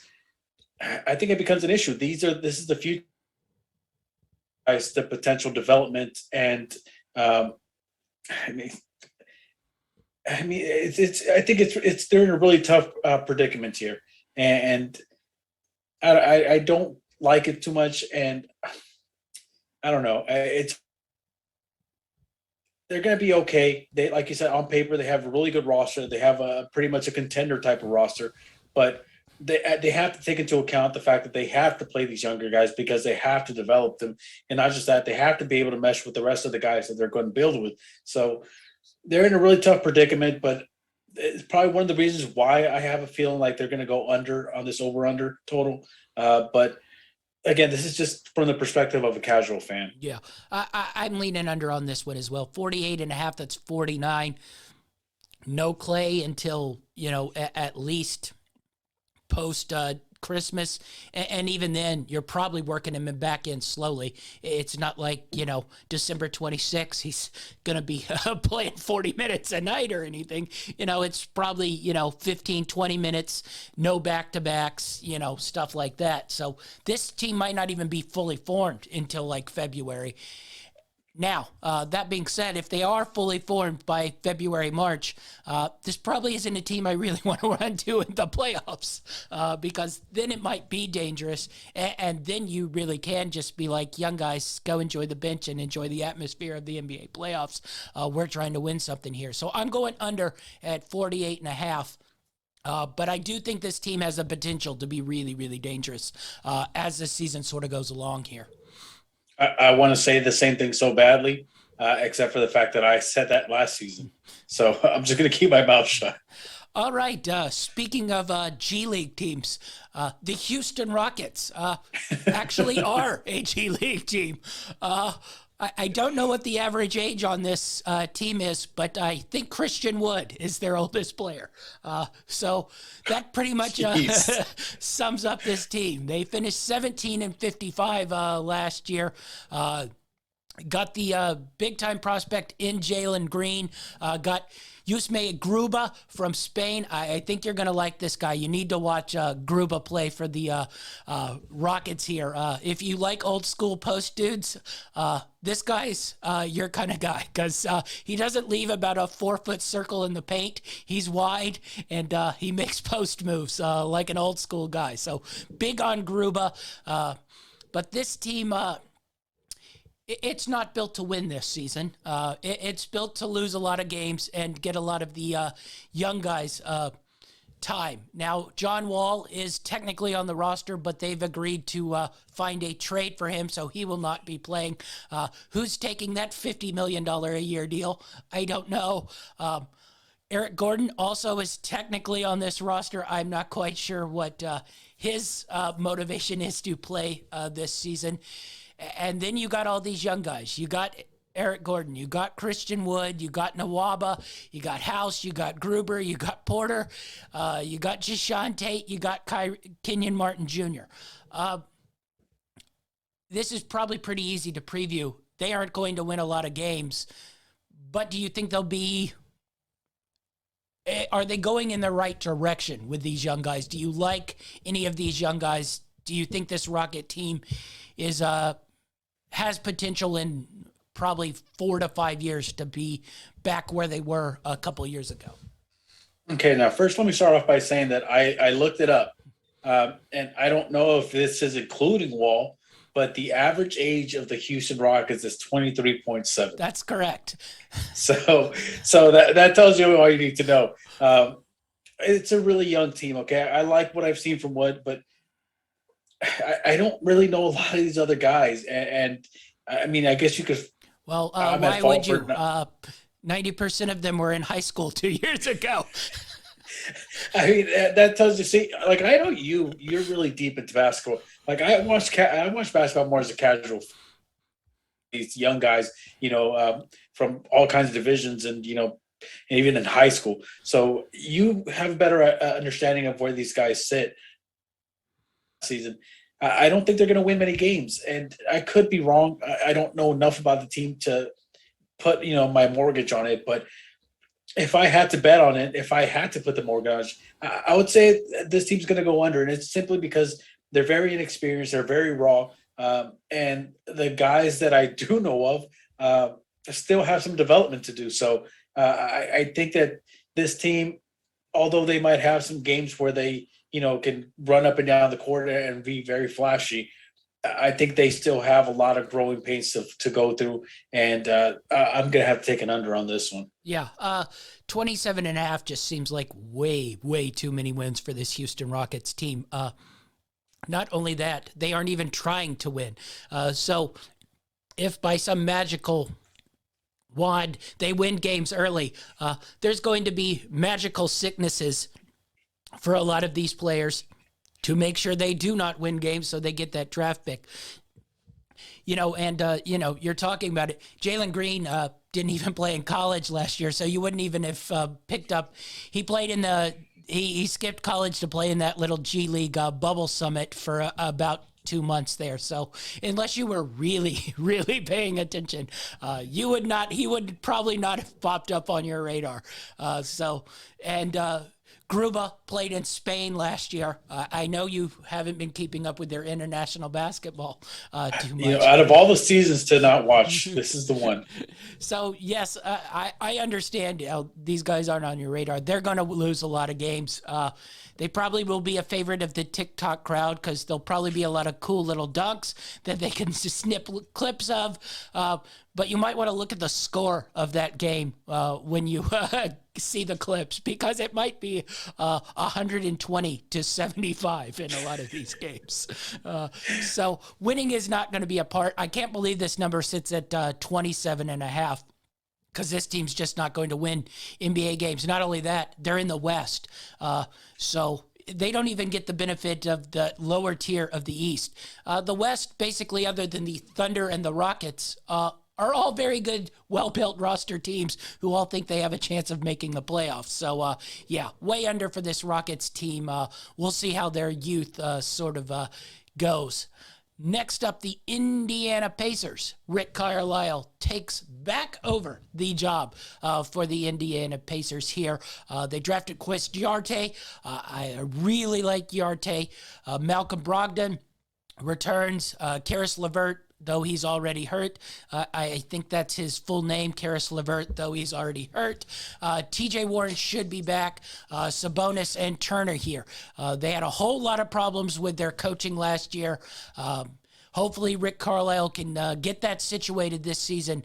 I think this roster can win. They have a lot of good players on it. Where are you thinking these Indiana Pacers go here? I think this could be a little bit of a sleeper team. Their number sits at 52 and a half, 42 and a half. So right there in and around 500. I think they can get into that 45, 46 win mark. Maybe make that jump into the second tier of the East. For a second there, when you said 52 and a half, I was like, okay, I'll probably go with under Reggie this Miller one. and Antonio Davis are not coming back. But it's crazy how, a 10-game gap actually makes a big difference, because at 42 and a half, I feel like this thing could definitely go over. I saw a lot of promise from them last season. And I think that the reason they came short and in a lot of those contests, and I hate to say it, and I hate to put all the blame on one person because it's a unit, type of thing. But I feel like the coach was a big reason to their shortcomings last season. Obviously, Carlisle comes back and he seems to be the type of coach that's going to, uplift them and kind of get them going. So if I had to pick, I'm probably going to go with an over for this team. I think that they've got enough talent on this team, and they were just missing the right type of coach. So with him coming back now, I like them for an over. Yeah. Other than the weird mix of Turner and Sabonis, I do think there are a lot of really good players on this roster. Hopefully LeVert can find his way healthy, because I think if you throw out Brogdon, LeVert, TJ Warren, Sabonis, and Turner, that's 5 really good NBA players. Sabonis being an elite level NBA player here. So I think this is a good roster with good coaching this season, which they didn't have last year. Rick Carlisle in there. I think they could, if things break right, could be a contender to maybe hit that 50-win mark. But I really like this over at 42 and a half here. Now, I would be a little pulled back on that because Brogdon and LeVert both have been injury prone pretty much every year they've been in the league. So I'd be a little bit worried by that. But if you got a full season out of those guys pretty much, I think this team could be a legit level contender. All right, let's move on to LA. Not your LA, the LA Clippers here. Pretty good season last year. They went 47 and 25 overall. They had a tough playoff series with the Dallas Mavericks, got by that, had a tough series with the Jazz. Kawhi Leonard got hurt in that Game 5 game just when it looked like these Clippers had come together and were about to make a big-time run in the playoffs. And then they lost in the Western Conference Finals, though I thought they fought pretty brilliantly. Paul George, I won't say erased playoff demons, but finally looked like he actually wanted to be a playoff NBA player instead of talking like a playoff NBA player and delivering nothing. So that being said, Kawhi Leonard, quote unquote, they say he might be back. Judging from what we know about Kawhi Leonard and his return from injuries, my guess is we probably don't see him this season. They sit at 45 and a half. Honestly, I thought that was way too high. You look at this roster, Reggie Jackson, Eric Bledsoe, Paul George, Marcus Morris, Zubac as your starting 5. That tells me you're probably a 500 team in the West. I'm curious what you think about this team out West here. I had a similar type of feeling at first. But then I remembered the playoffs, and I rememred how you think Paul Reggie George Jackson is back to being the greatest point guard in the NBA. No, but you got to look at when Jackson and George, Paul George. I don't know why I have Kawhi Leonard in my head. He's not even going to play. I don't think he's going to play this season. But when they were on the court together, they were pretty dominant. And it's not something that you expect to see out of Paul George. He seems to really have taken the Robin role, into heart, and it seems like he really relishes that title. But I don't know. I really didn't expect him to play the way he did, and I feel that if they can kind of keep up that type of play, I think they got Bledsoe there too. So yes. I don't know. I kind of feel like they could go over. I think they could be quietly sneaky good, and maybe not a playoff team, but a regular season team. Not by much, so I don't feel super comfortable, putting my stamp of approval on it. But I think that this team can be good. I think they can win regular season games. They have enough talent on there. So if I had to choose, I would go for an over on this one. Interesting. You're correct. If we get the Reggie Jackson we got from the playoffs, yeah, they probably are a regular season team who will go over that number. I'm just, where has that Reggie Jackson been since probably 6 years ago in Detroit when they made that push in the playoffs? Now, he really looked good, and if you look at his sort of statistics, even in the regular season last year, in isolation one-on-one, he was like one of the best, scorers in the league. So if that continues, Paul George will be able to. They have enough role players. I don't know. This West is so tough and so deep. I don't know if they can hit that mark. So I'm going under on this team, but it should be really, really interesting to see where they are and sort of. Well, it won't be interesting to hear the Kawhi updates every third day. And, he moved his knee a half inch this week. I think he'll be back in January. And then we're discussing his return, next October. It's okay, because you know what? Next October, hey. So you'll be all good. All right. So let's move from that LA team to your LA team. The Los Angeles Lakers had a difficult season last year after injuries sort of caught up to them. 42-30. Just got out of the playoff game. Matched up with the Phoenix Suns in the playoffs. Looked to take control of that series. Anthony Davis went down. No longer had control of that playoff series. First round exit, disappointing. From that, we get a whole new roster, a roster that basically was very, very good basketball team in 2013.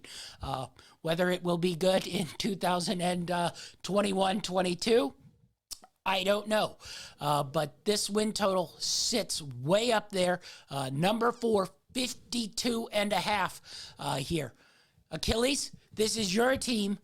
What do you make of the Los Angeles Lakers? Russell Westbrook, Dwight Howard, DeAndre Jordan, Trevor Ariza, Rajon Rondo, Carmelo Anthony.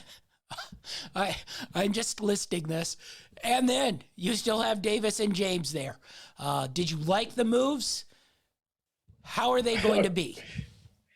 All right, so I'm just gonna let you know off the bat, okay? You're gonna get nothing but biased talk from me. All right, you just look at it on paper, look at the talent level, you look at the players, you look at the numbers they've been able to put up.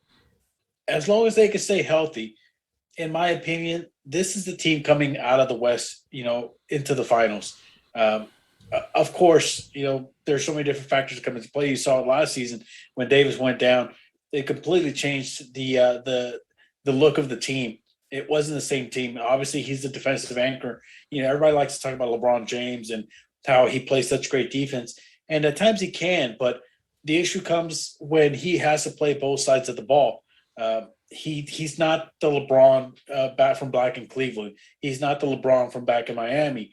He's a little older. He's a step slower. Not that he's still not great. He still is great, but it's harder for him to be able to play both sides of the ball, both defense and offense, and carry the team while doing so.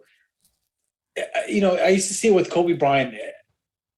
Whenever you have a guy that's considered to be great on your team, it seems like the role players tend to defer to them a lot, and they just kind of sit back and watch. And instead of playing, team basketball, they sit back and they're expecting that person to take over. It's a lot easier when you have a healthy Anthony Davis because he changes the game. But I don't know. They brought in a lot of big names, man, and I'm really pumped. But I think that if there was any team that could handle these personalities, it has to be the Lakers. So I'm really excited. And if I'm going for the over-under on this one, I'm going over. I think that this is a team that's coming out of the West. But again, this is a lot of biased talk from a casual fan here. Yeah, this is interesting here. I sit in two minds here. This is a championship team if LeBron James and Anthony Davis stay healthy. The rest of the cast, don't really factor in too much. They can switch out role players and name players all they want. If James and Davis are healthy, they will be. Javis, I like that. They will be factors in the postseason. Now, that being said, Davis, health, always a little bit of a question. LeBron James has been healthy most of his career, but you've seen it 2 of the last 3 years. He had that groin strain with the Lakers before that. Then he had, the ankle injury. Now, that's a little bit of a fluky sort of thing. But once again, that's an injury that, sort of didn't let him be LeBron James in that Phoenix series. So when Anthony Davis went out, he wasn't capable of carrying that team past that Phoenix Suns team. Another year on the body. Does more injuries creep up? Do Anthony Davis injuries creep up? Regular season wise, I think they'll probably get off to a bit of a slow start. You've definitely seen that with Russell Westbrook the past couple of years. He sort of had to rev that engine up, and then by midseason, he gets going. But I do think they'll win a lot of games in the regular season. I'm interested in the health in the playoffs, and then, I think the biggest thing here, the Trevor Arizas, the Carmelo Anthony's, Kendrick Nunn's, Rondo's, I don't think they matter too much, as role players on this team. But Russ probably doesn't think he's a role player. He never has, and he never will. And he will probably be 75 trying to climb onto an NBA basketball team, trying to take control of said basketball team. Love Russell Westbrook. But I am interested in the playoffs, how Russ and LeBron James cohabitate. That's a lot of wanting of the ball. That's my main thing. James, Westbrook, playoffs. Can they cohabitate? Because Russ isn't a guy you go stand in the corner and drain us a couple threes as LeBron collapses the paint and kicks it out to you.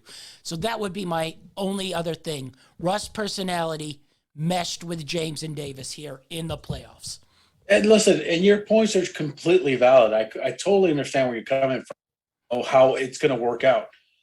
I saw it last season, and one of the players that obviously everybody gets to watch is LeBron James. At one point he was considered to be the guy in the a lot of LeBron. And you watched him last season, you notice that he really took a step back from trying to handle the ball the entire time. He went back into that role, obviously, when Anthony Davis went down. But it seemed to me like he was really letting his guards, handle the ball. He was really playing the role of almost a decoy. And I think that he's going to play a similar type of role this year, which will in turn help him out. The less wear and tear you put on him, the longer he can stay healthy. And same thing for Davis. He's a young guy, but he's a big, big dude. So I think that having a guy like Westbrook is actually going to benefit them in the long run because it'll keep them fresher and healthier going forward. Yeah. I'm going over regular season wins, 52.5. I think this is 54, 55, 56 win team. Even with probably, I'm guessing they probably get off to a bit of a slow start as they work their way into the season. How much panic that sets in, I don't know, but I'm going over the 52.5. Next up, Miami Heat and Heat culture. Bring in Kyle Lowry. Re-sign Duncan Robinson. Jimmy Butler, stay there. Bam, stay there. Interesting team here. They are essentially the opposite of the Houston Rockets. Average age of 23. This team's average age probably of 33 with Duncan Robinson and Tyler Hero bringing that down a little bit. But, Miami Heat, mixed bag of a season last year. They were, an okay team. They played well in spots, didn't play well in spots. 40-32, then got swept by the Bucks in the playoffs. But, I no shame in that. What do you make of the changes to this Heat team? I think they think they're a contender. Their win total sits at 48.5 this season. Vegas thinks they're a contender. Are the Miami Heat a contender? Have they put themselves back in that spot to be a legitimate threat out of the Eastern Conference? Yeah, last season I was pretty high on the Heat, and a lot of it had to do based off their performance in the bubble and how they really came together towards the end of that little playoff, I guess we'd call it. Um, but I'm actually kind of down on them, as you mentioned. They're almost a complete polar opposite of the Houston Rockets in terms of age. You know, I don't care how good of an athlete these guys, any of these NBA players are. Age is one guy that they can never beat. Age is always going to catch up to you one way or another. And I think that we're definitely going to see a bit of a slowdown with this team, and it's going to translate into, I think, a few more losses. So I think it's by much, but I think it's still under that. Yeah, I'm definitely going under regular season here, especially with his veteran team. You saw it last year. Even then, they were a little bit spotty with how they played some of their older players in Dragic and Butler and Bam. And, I think that'll be the same thing, and they'll probably try to lean on Tyler Hero, who we're getting he's in the greatest shape of his life stigma from the preseason, my favorite. I'm glad he's in great shape. It's not like he's paid to be a professional athlete or anything. Pay me, I'll do it. So I think regular season wise, probably under here. We get into the playoffs. This is not a team I want to see in the playoffs because I think they can grind you and bully you to death. You get Lowry, you get Butler, you get Bam, and then you got those shooters on the outside in Hero and Duncan Robinson. This is going to be a tough team to play in the playoffs, but regular season-wise, I'm going under on this total. I don't think they will take the regular season too seriously. I think their job is probably to stay out of the play-in game, try to finish in 4, 5, 6 seed territory. Sorry, before you move on, I looked it up. The average age of the Miami Heat, 28.8. 28.8, so 5 years older, and that's with the two young kids and a couple other rookies pulling that down. So interesting. Next, we move on to the Milwaukee Bucks, the defending champions. In comes Semi Ojeleye. Back comes George Hill. They bring in Grayson Allen to start fights with a lot of people. Hopefully Dante DiVincenzo returns healthy. Most of this roster is back and ready to go. They had a regular season where they finished 46-26, went all the way to the NBA title. Giannis played ridiculously well in those last two games. I'm telling you right now, I think this team is going to be even better this season. I was just amazed by what Giannis did. And in that last finals game, that's one of the greatest finals game ever played, ever. And I love this Milwaukee Bucks team. I'm going over even with this total at 54.5. I think this will probably be a 58-win team here. Where are you going with the Milwaukee Bucks? Listen, it's Giannis. I have to go over. Okay, defending champs, I have to go over. As you mentioned it, watching the finals last season, there were a couple games when I kind of questioned his heart and his drive, and all those questions were put to rest in that final game. He really took it upon himself to put that team on his back and carry him to the championship. So I've got nothing more to say to that. As a casual fan, I don't see how you take an under on this team or any team that Giannis is on. He's just a different type of player. So I'm going to take an over on this one, and I don't think it's going to be close. Yeah, me too. Over on the Bucks. Really excited to watch this team play this year. I think they're going to be even better than they have been in the past. Next up, we'll move to the Minnesota Timberwolves, an interesting team. I'm going to say it right now. This is a sleeper team of mine. I think they can be a dark horse to slip into the playoffs out west here. That being said, this team has a history of breaking hearts and underachieving for the talent on the roster. Once again, you look at this roster, there's a lot of talent on it. You got Karl Anthony Towns, you have D'Angelo Russell, you have Malik Beasley, you have Anthony Edwards. They bring in Patrick Beverly Hill here. Jared Vanderbilt was a really a nice pickup off the draft 2 years ago for them. So overall, they went 33 and 36 last year. Can they make that jump? I think they can. I think this is a dark horse team. 34 and a half wins here. That's one more win than what they had last year. I like this Minnesota Timberwolves team. I'm looking for them to finally reach a little bit of their potential here. What do you think of the Minnesota Timberwolves? To Minnesota, I feel like health is going to play the biggest factor for them, whether they hit this over under. We saw last season the injuries really plagued them, and it really kind of deterred their season. The coaching situation was obviously something else, that played a factor into it. But I think that I don't know. I have a feeling that they're going to remain healthier this season. And if that's the case, then I could totally see this team going over. I like the makeup of this team. I don't think that they get enough credit. I understand that there's gaps, and lapses both on offense and defense at times. But I like the play. I think it's not far-fetched to assume that they're going to go over on this. Yeah, me too. I'm really wanting this team to step up. Hoping we get a good year from Karl Anthony Towns and D'Angelo Russell. The only thing that would concern me a little bit, which is always the concern with the Minnesota Timberwolves, they seem to find defense a little bit optional. Hopefully that cleans up a little bit. Maybe Anthony Edwards can build his way into a really good defender.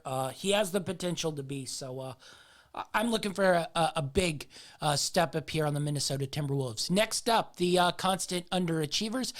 New Orleans Pelicans, third coach in 3 years. I don't know if you need that averaged out, but that's a new coach every year. Just so if you're wondering. I'm glad you broke it down for me. That's not good, in case anyone was wondering. This isn't the Premier League.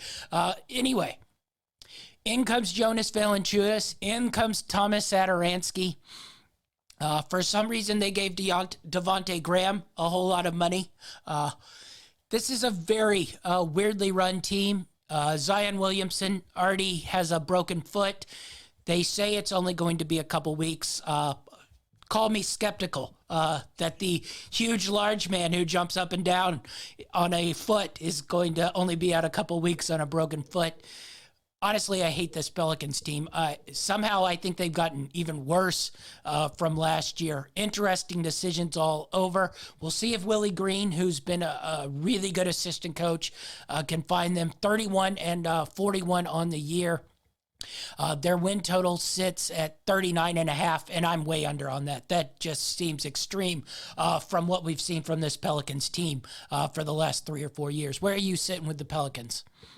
I have to agree with you. As much as I kind of liked what they were doing with Zion last season, where it seems like they were trying to keep him on the floor, more and more, to keep him healthier, because big guys like that, the more they're off their feet, the higher the probability that they're going to get hurt. So I kind of liked what they were doing at first, but as the season progressed, I did notice that it wasn't working because that's not the type of player he is. And I'm with you. I think that they gotten a little bit worse. How much worse? I can't really tell you. It's hard for me to pinpoint how much worse, but I think they're worse. And just based off of that alone, I would have to say with the new first-time coach, not first-time coach, but first-time coach in this team, and the issues that they've had with the acquisitions that they had, I feel like they've gotten a little bit worse. I'm going to take an under on this team also. And I still think they're going to be under that. Yeah, I think they're going to be under, especially if, it's on and off with Zion all season long. Once again, signing Devontae Graham to essentially a 3-year, $40 million contract. I don't know what NBA team was knocking down that door, but hey, you had cap space. I'm glad you used it for that and not re-signing Lonzo Ball or anything, but whatever. I'm going under on this New Orleans Pelicans team. I don't think it'll be a good team. Next up, New York Knicks, the surprise team of the season. Got off to a hot start, continued that. Tom Thibodeau really had these guys playing well. 41 and 31. They remade this roster a little bit. Kemba Walker comes in. Evan Fournier comes in. They re-signed Nerlens Noel, Mitchell Robinson should be back from health. Draft-wise, did not get much out of that, but Fournier Walker resetting the backcourt. R.J. Barrett now shifts to small forward. You got that great Julius Randle, and then you got the defensive guys in Mitchell Robinson if he can stay healthy in Nerlens Noel. That being said, I think last year was a little bit of a fluke. The win total this season sits at 41.5. That's right around 500. I'm going to lean a little bit under here, but I think it's really, really tight. I'm just curious to see, after they sort of remade this team, put a lot less sort of grindy defensive guys, a lot more sort of offensive guys on this team, how they play out this year. What do you make of the Knicks? Yeah, I actually have them slightly under as well, and a lot of it based off the acquisitions, as you mentioned. It seems like they were a little more focused on offense as opposed to defense. And to me, what that's going to do, it's going to take away from Julius Randle, which was their best player last season. And it's hard for me to really, kind of assume that he's going to have the same type of impact that he had last season. When last season he was, I think he had probably his best season so far.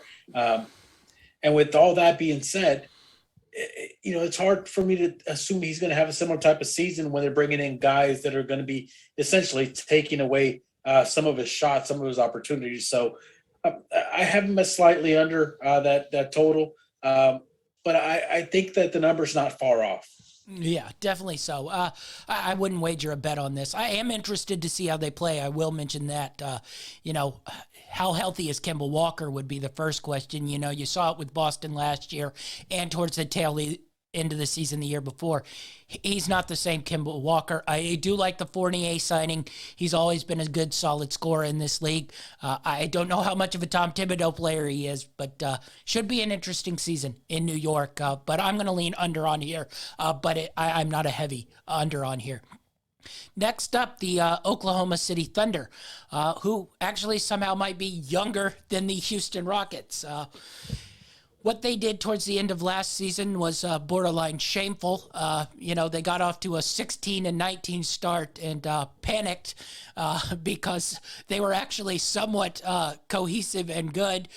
They decided Shai Gilgeous-Alexander, possibly the youngest player to ever be put on ice and not allowed to play games so you can tank ever in the history of mankind, finished 22-50 and probably should have been 21. Anyone who watched that Clippers Thunder game, the last game of the season, was watching an embarrassment. But they have their strategy. They have $400 million draft picks.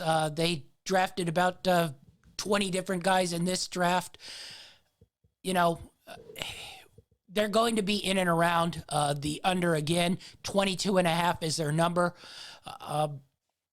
I would lean over, but, I'm assuming the same thing's going to happen as happened last year. If they get off to a good start, by mid-season, they're going to be scared, and they're going to start benching guys. But I will say their roster is full of very young guys with potential. Gilgeous-Alexander and Dort are probably known commodities. Then you got Pogu out there, Baisley, Giddey, who you just drafted. It's just a lot of young guys. I lean under.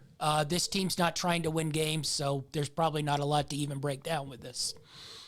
Yeah, I mean, that's probably the only reason why I'm actually going to lean slightly under is because, as you mentioned, they don't want to win games. Not to mention the fact that they actually have the youngest average roster in the NBA. I believe it's at 23.5. So, yes, younger than the Rockets. And as you mentioned, last season, a bit of a disappointment, but I don't think that they're looking to win many more games this season. So because of that, and simply because of that, lack of experience, young guys, type of system that they run, and their acquisitions, I'm going to lean slightly under. Yeah. All right. We'll move on to the Orlando Magic, and the Orlando Magic rebuild finally begins. I don't know if you count it as a rebuild by being the 8th seed in the playoffs for, a 6-year stretch, but hey, whatever floats your boat. 21-51 last year. Really good draft here. I loved their draft, I will say. Jalen Suggs was probably my favorite player in the draft. They get Franz Wagner, who I think will be a really, really good NBA player. That being said, I'm not sure what this roster is going to be and who's even going to be on it. I know Suggs is going to be on it. I know Wagner's going to be on it. Probably Cole Anthony and Wendell Carter. The rest is probably up for grabs. Once again, I don't know how many games they're going to win. It might be a little bit of entertaining to watch. Markelle Fultz should get back there at some point, but overall, this team sits at 22.5. I'm going to go over on that number, but I don't think it'll be much over that. I'm going to go under. And the only reason I'm going to go under because the last memory I have of the Magic was how they performed towards the end of the last season. And it wasn't good. So I'm just going based off memory and recollection, and I'm going to go under on this one. Mo Bamba breakout season. They did not extend him, so he could be an unrestricted free agent coming into the offseason after this year. He also could possibly be playing in Israel after this season as well.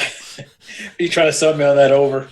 All right, so I'm going slightly over. You're going slightly under for the Orlando Magic. Next up, team chemistry here. Philadelphia 76ers. Ben Simmons pulled his holdout. They held his money. He realized he needed money to live life. So he has returned. Whether he will be welcomed, I don't know. I think this team, I just don't know what to make of it. Number one seed out west, 49-23 last year. There's a lot of good players, but I just don't think they have the heart to win games. Can they win regular season games? How messy does this, Ben Simmons thing gets? What is this Ben Simmons thing going to get to now that he's there? Is he going to play? Is he going to come in and play well, try to up that trade value so he gets out of there? Or is he going to try to pull a Harden and show up at the club, be fat and lazy, and try to tank the season so bad that they have to ship him out? What do you make of this Philadelphia 76ers team? What do you make of this Ben Simmons situation? What Ben Simmons are we getting here? 50.5 wins.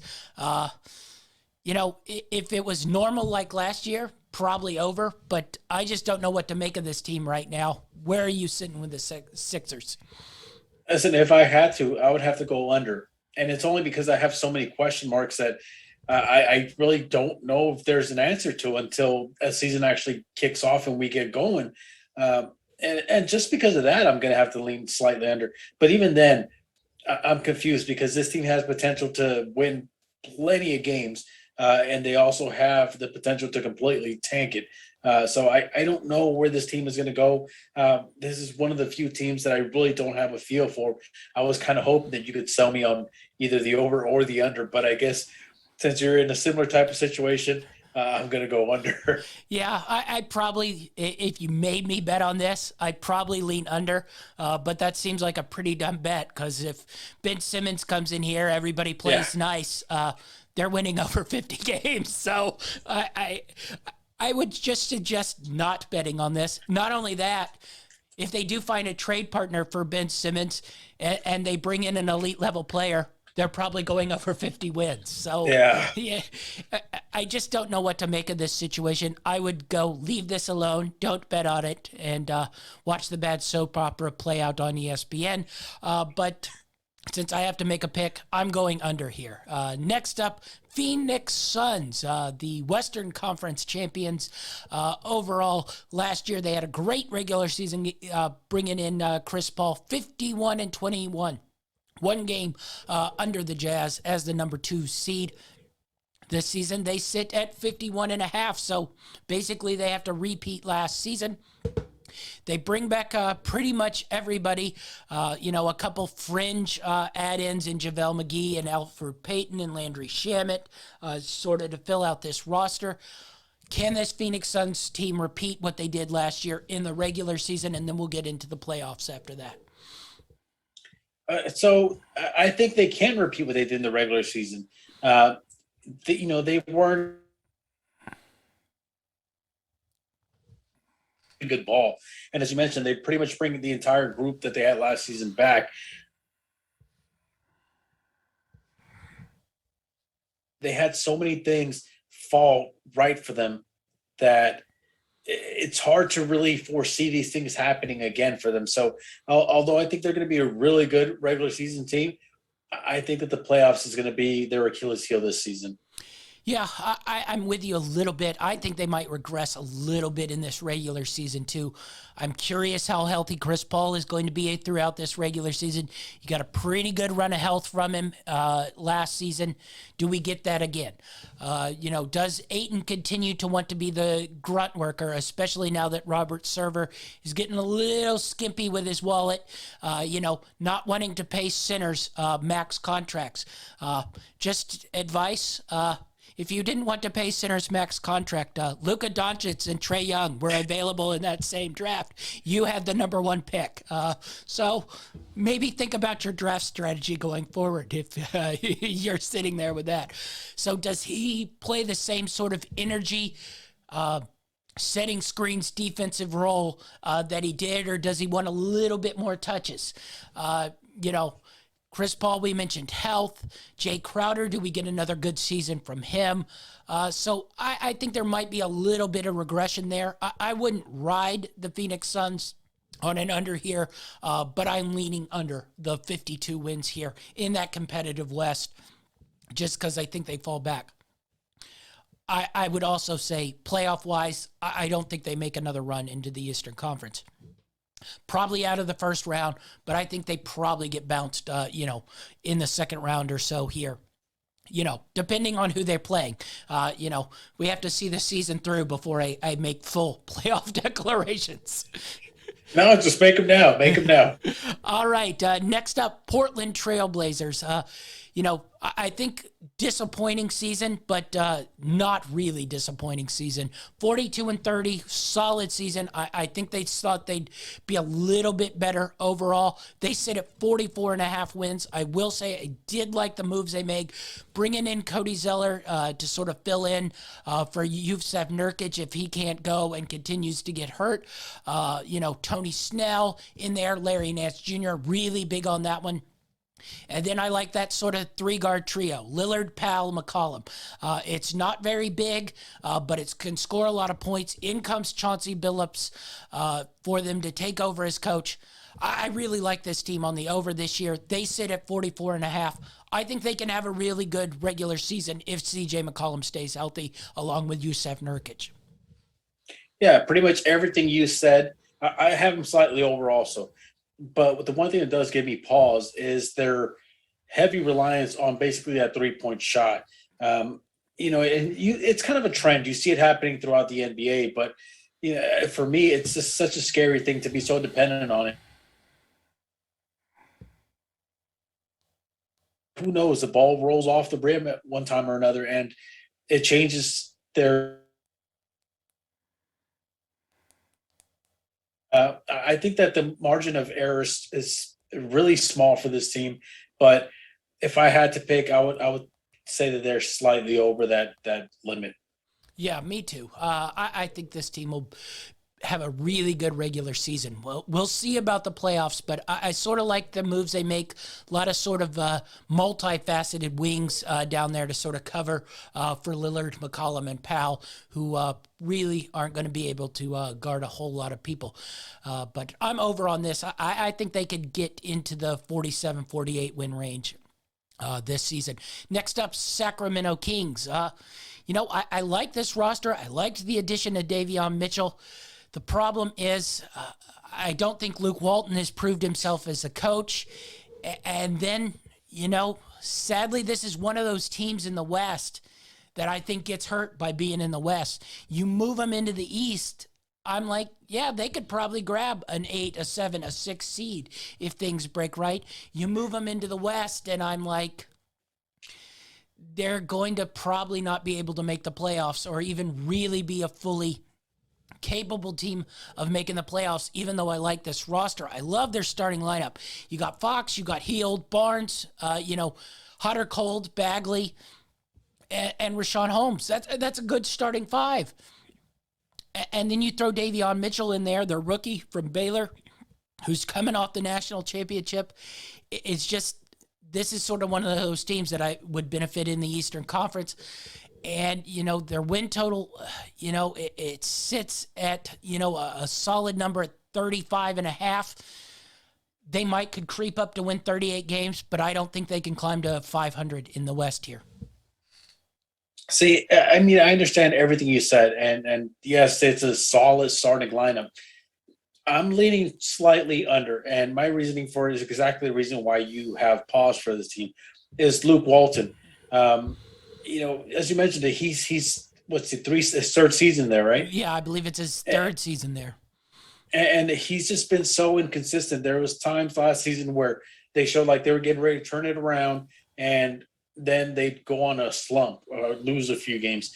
And I think that this roller coaster of play style, at some point, the players have to look at it and be like, all right, what's going on with upper management here? Why are they still hanging on to this guy when he hasn't proven anything yet? And at some point, I think it becomes detrimental to the team to hold on to a coach that just can't get you wins.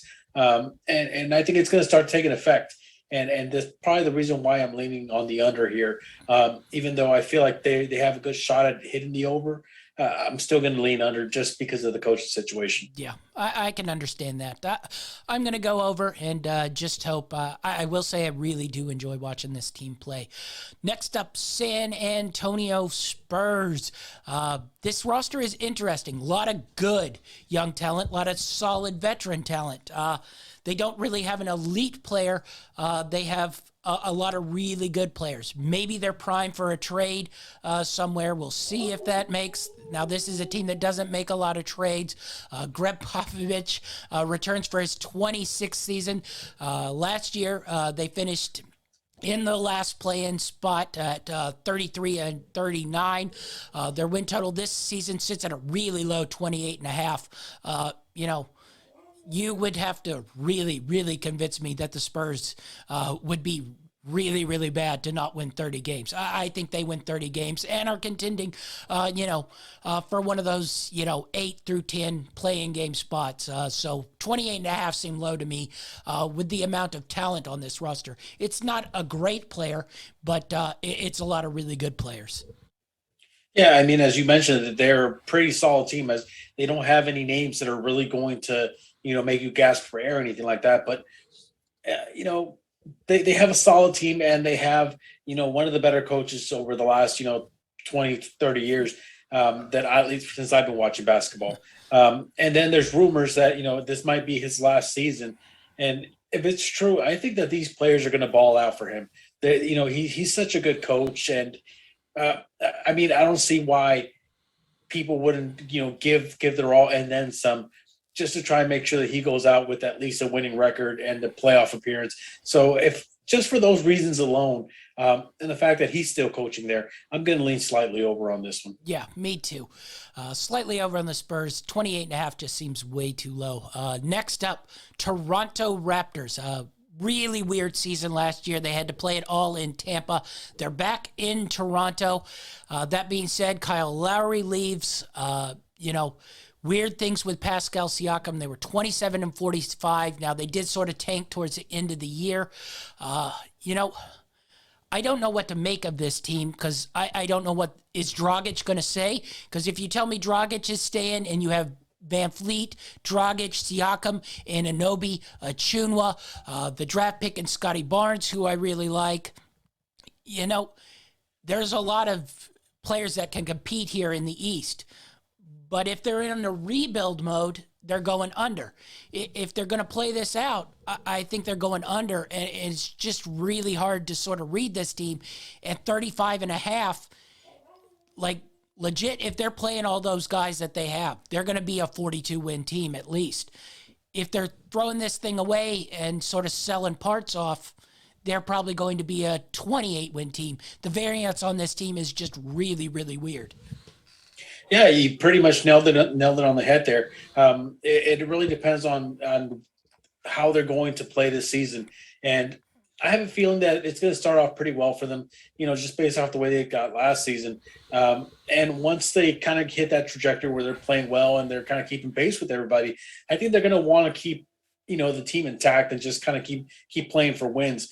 And because of that, I feel like they can, pull off a 38 win season, 40 win season. So I'm going to lean on the over here. But again, this is one of those where I'd probably just stay away from because we don't know what the final outcome is going to be. And that's going to basically determine how hard this team is going to play. So, but for now, I'm going to lean slightly over. Yeah, me too.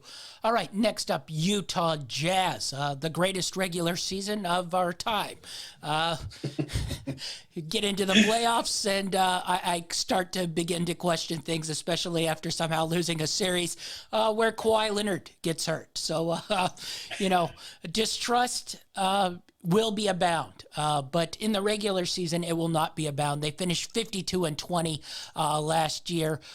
This season, their win total sits at 52.5. This team is built to win regular season games. I think they continue to win regular season games. They didn't change out much. Conley, Mitchell, O'Neal, Bogdanovich, Gobert, Jordan Clarkson returns. It's all right there. They had Rudy Gay to come in off the bench. This is going to be a really good regular season team. I think they go over, but nobody will care because the questions are, can they win playoff series? Yeah, and that's exactly what it's going to come down to is, the good thing is that we're not talking playoffs because if we're talking playoffs, I have no clue. I don't know what Utah team is going to show up, but regular season, I think they're going to be a great regular season team, especially since they brought the nucleus of their team back this season. So I'm going to lean over on this one. And I have a feeling that this is definitely going to be one of those teams that if they can keep the momentum going from the regular season into the postseason, they're going to be dangerous. But then again, that's kind of what we thought last season also, and you saw how that turned out. Yeah, definitely so. So regular season over Jazz, pretty easy there. Next up, Washington Wizards. This one's a little bit interesting. They're a little bit like the Spurs, but they do have Bradley Beal. I don't know if he's quite an elite player, but I think he's a very good player. They made that deal with the Lakers to get Russell Westbrook. Kuzma. So, Kuzma, Harold, Pope. They signed Dinwiddie. They bring Ellen Holiday over from the Indiana Pacers. This is not a star-studded team like the Bucks or the Nets or even the Heat.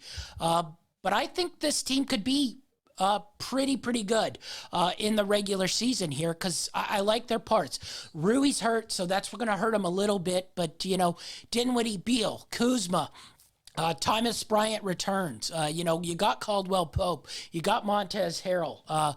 I think this is going to be a really good regular season team. Last year they, really made that push towards the end. I don't know how much that factors because Russell Westbrook was such a part of it. 34 and 38 last year.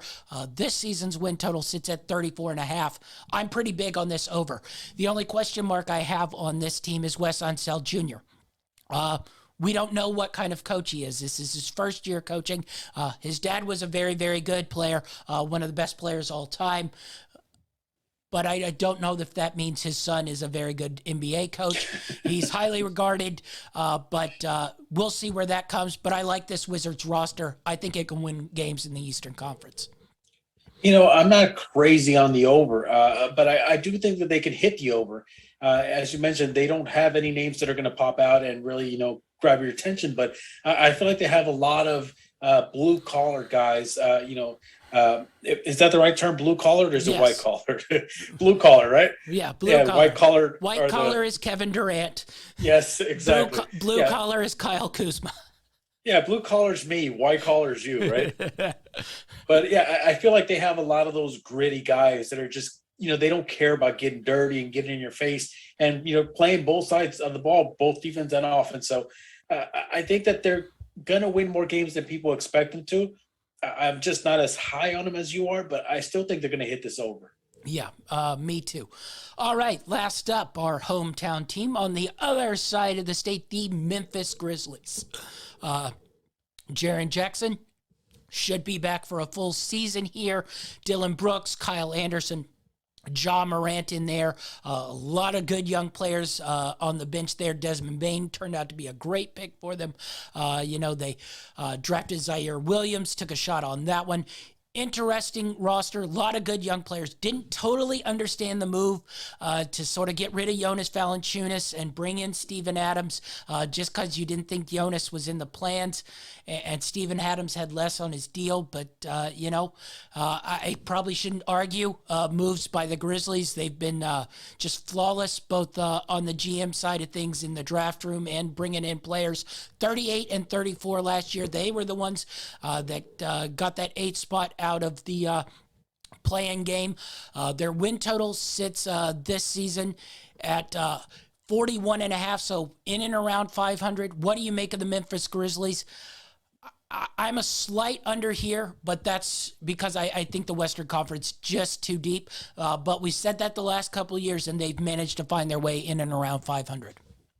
Yeah, well, obviously, where we live, we hear a lot of Memphis talk. It's pretty much when it comes to basketball, that's all you hear is Memphis talk. As you mentioned, there's a few moves that kind of maybe scratch my head. As much as I like Adams, I don't understand the move.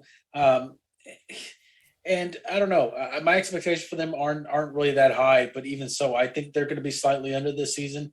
But with the roster that they have, it wouldn't shock me if they hit an over. I'm personally going to stay away from making any bets on an over-under here, but if I had to pick.